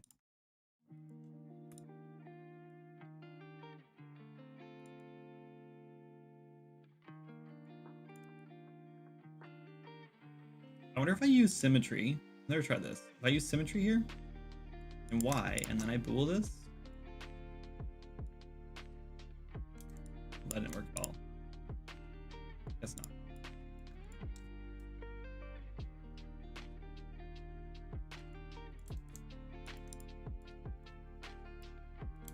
Is it not working?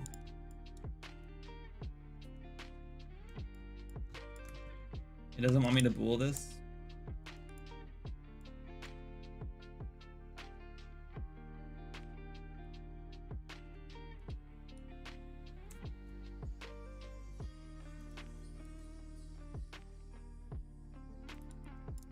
Good enough.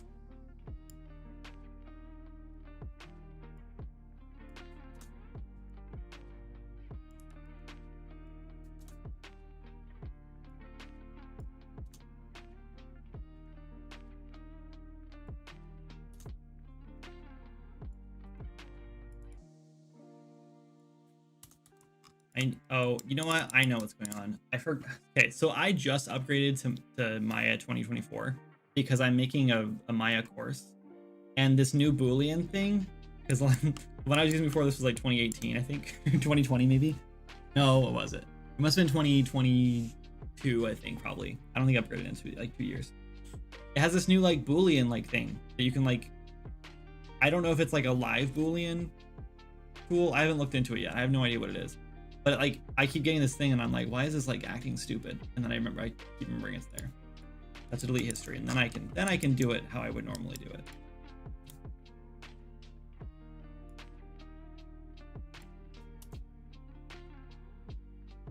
Oh yeah, paying for 3D modeling, ZBrush, Adobe just adds up. Yeah, for sure. Yeah, I actually just canceled my ZBrush sub because I just couldn't justify it anymore. Unfortunately.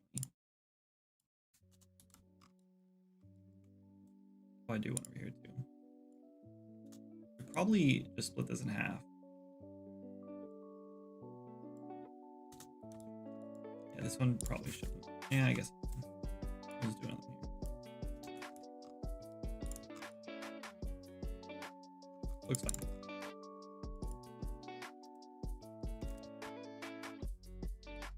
I just don't understand why we keep going back to the center when I try to do that.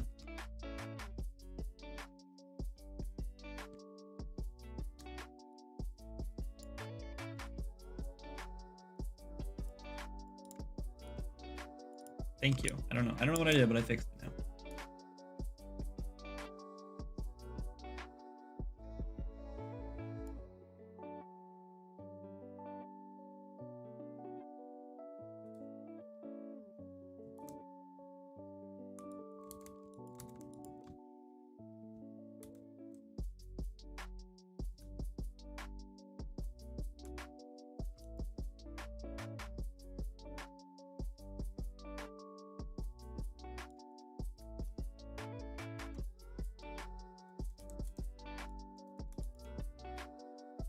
Sorry, I'm just trying to decide how I want to do this, and we'll just do that.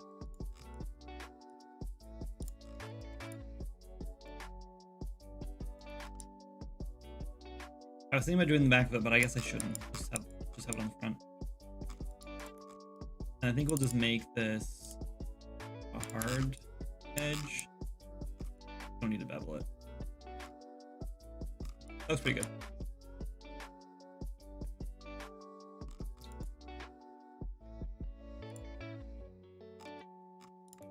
Okay, let's go with that. That'll be like our tier 2 book. And then the last one, I think we'll have to just do like, maybe we'll like do more like gold trim or something, more edges on it. Or we could just like put like a cool like gem in the middle or something. Maybe we'll like extend these off to the, like 2 of these off to the side or something. I don't know. We'll figure it out. The new bull is dope. Yeah, I have not played with it yet. It was just getting in my way right now because I don't know how it works. Yeah, it started. Okay, cool. I'll be willing to help, like I said before. Oh, so for me to learn Blender? I appreciate that. I found lots of tutorials. There's a lot of tutorials out there for Blender because like it's so commonly used. And like Gamedev TV, who I'm working with to do the Maya course, which is again, trying to find time to work on that is like impossible right now. There's so much stuff going on. But yeah, they have like a ton of Blender stuff on there. In fact, you guys know who Grant Abbott is? I literally like I'm working with him to like kind of follow how he set up his courses.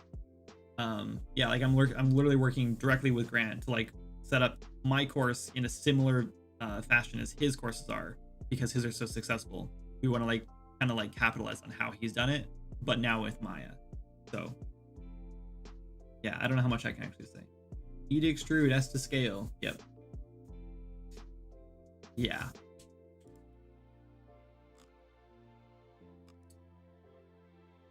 I'm wondering if this was just kind of a waste of resources right here. I guess it's fine. Okay, let's call this one done. Should we do an icon on this one? Maybe we shouldn't even done an icon. You know, I'm wondering if we should just like not do the icon on the other books. On the other book.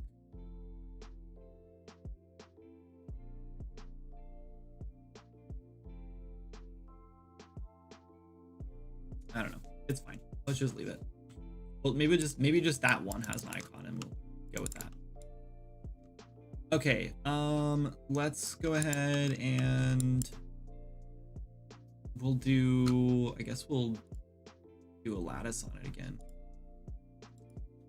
Hey, setting up the lattice.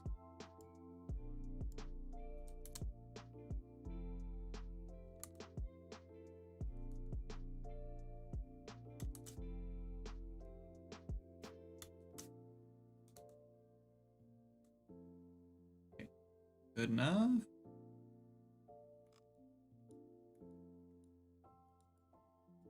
Back first. Do something here.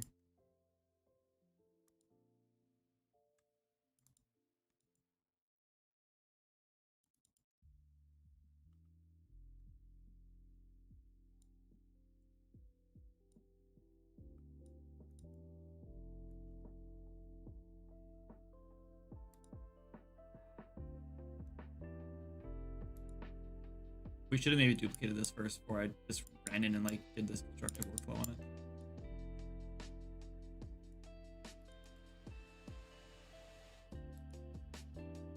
It's fine, I guess.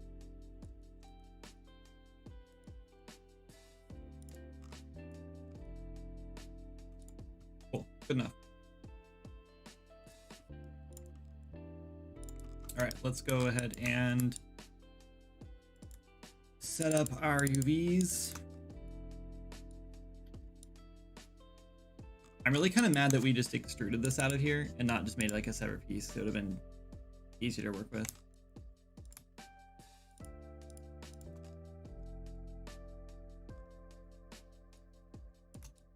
We just grab these corner pieces, maybe? That work? Almost. Good enough.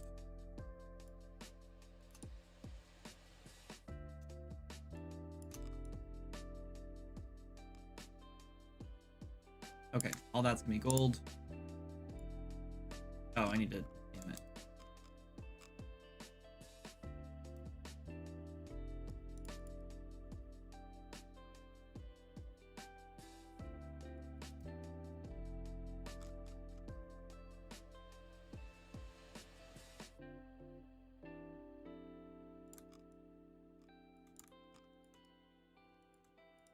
Oh, we didn't do paper in this one either. We'll just steal the pages from the other one and just move them in.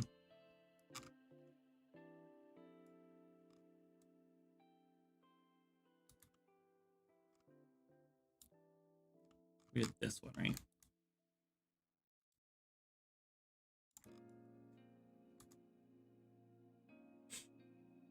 I love little books reminding me a lot of RuneScape. Right about that, sorry.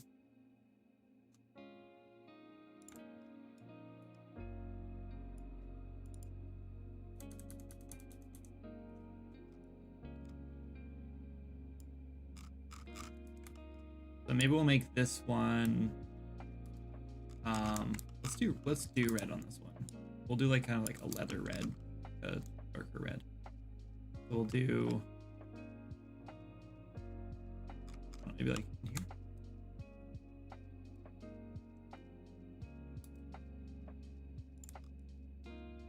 Like a dark purple, and then maybe a lighter like brown for the book itself. Or what?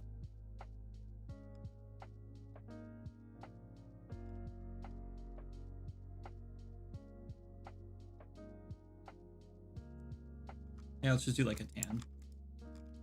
This one's annoying because I have to grab all these pieces.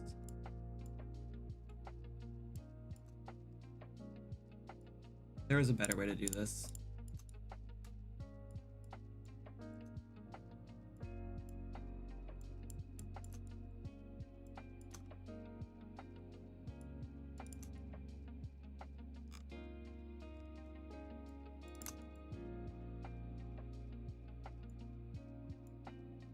Oh, can't use symmetry now because I've bent it all out of shape.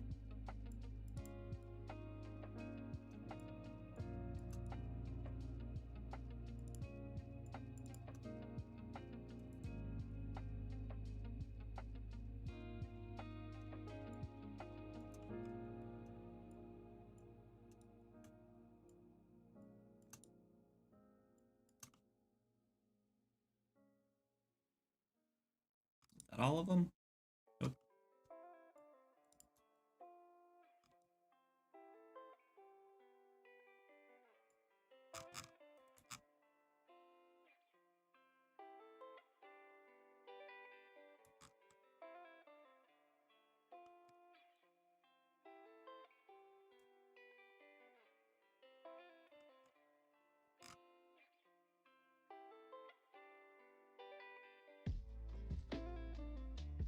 Let's try this. Do it over here. Sure, let's do that. Okay, center pivot, save. I'm not gonna do the icon on this one, I don't think. Did I? No, let's not.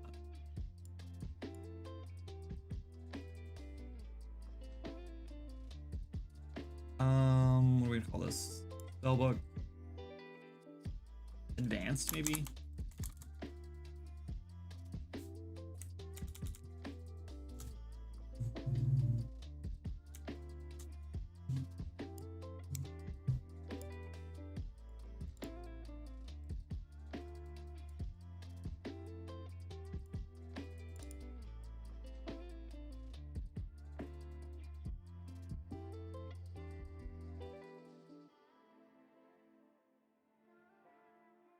I was like, I can't find it.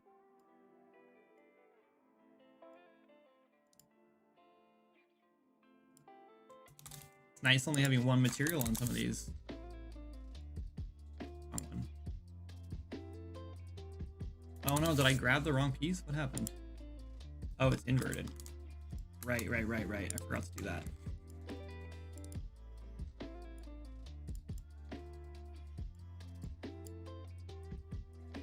My bad.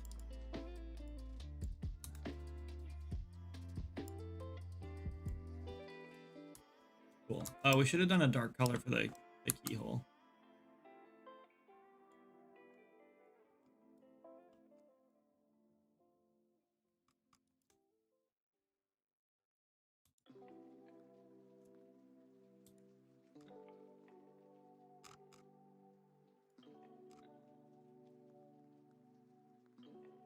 Let's do like a dark metal, I guess.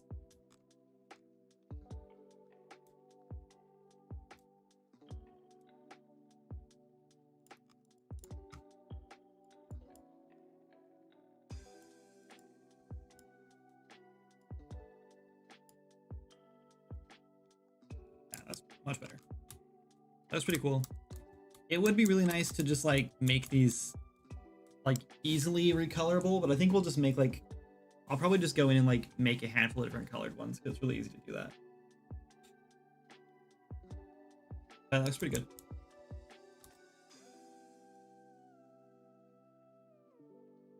I think I like them better without the icon. I think the icon just kind of adds a little bit of like cheapness to it. It works really well in Swords of Magic. It doesn't work super well in here.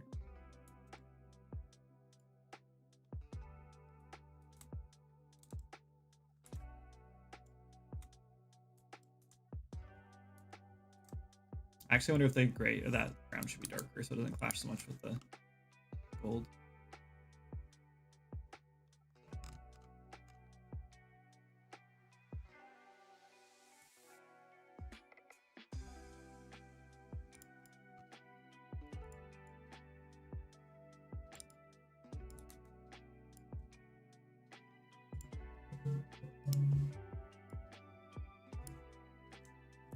Yeah, that's better. Okay. I think I'm gonna call it there. It's 5:30. I'm gonna go figure out where my family's at and what we're doing for dinner. Let's go find someone to raid.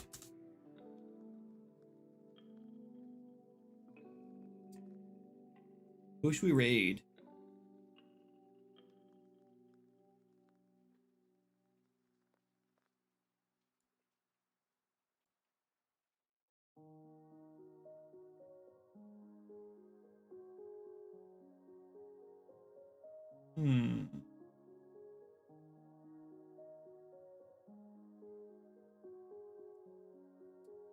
Let's go raid.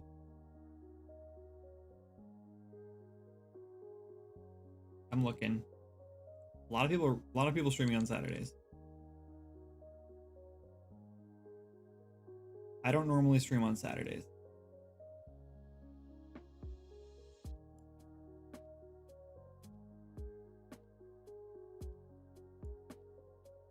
We're just gonna go back to James again. It was a fun raid. Earl's live? Yeah, but she's got lots of viewers, doesn't she? Oh, she doesn't right now? She usually does. Alright, we'll go raid her. Oops, sorry. Oh, her stream's starting in just a second. So she gets lots of viewers though. She doesn't need our help. I only like to raid people who don't have a ton of viewers because I don't know. I feel like we want to like introduce more people to them. You guys already know who. You guys already know who Aurora is. Raid. Let's go over here. Okay, you guys are the best. Thank you guys so much for hanging out today. I appreciate it. I'm not gonna do the end credits because I don't have the page up, so we're just gonna say bye, and I'll see you guys tomorrow for the next Faebruary challenge stream. So have a good one and have a good night. Enjoy your weekend. Bye.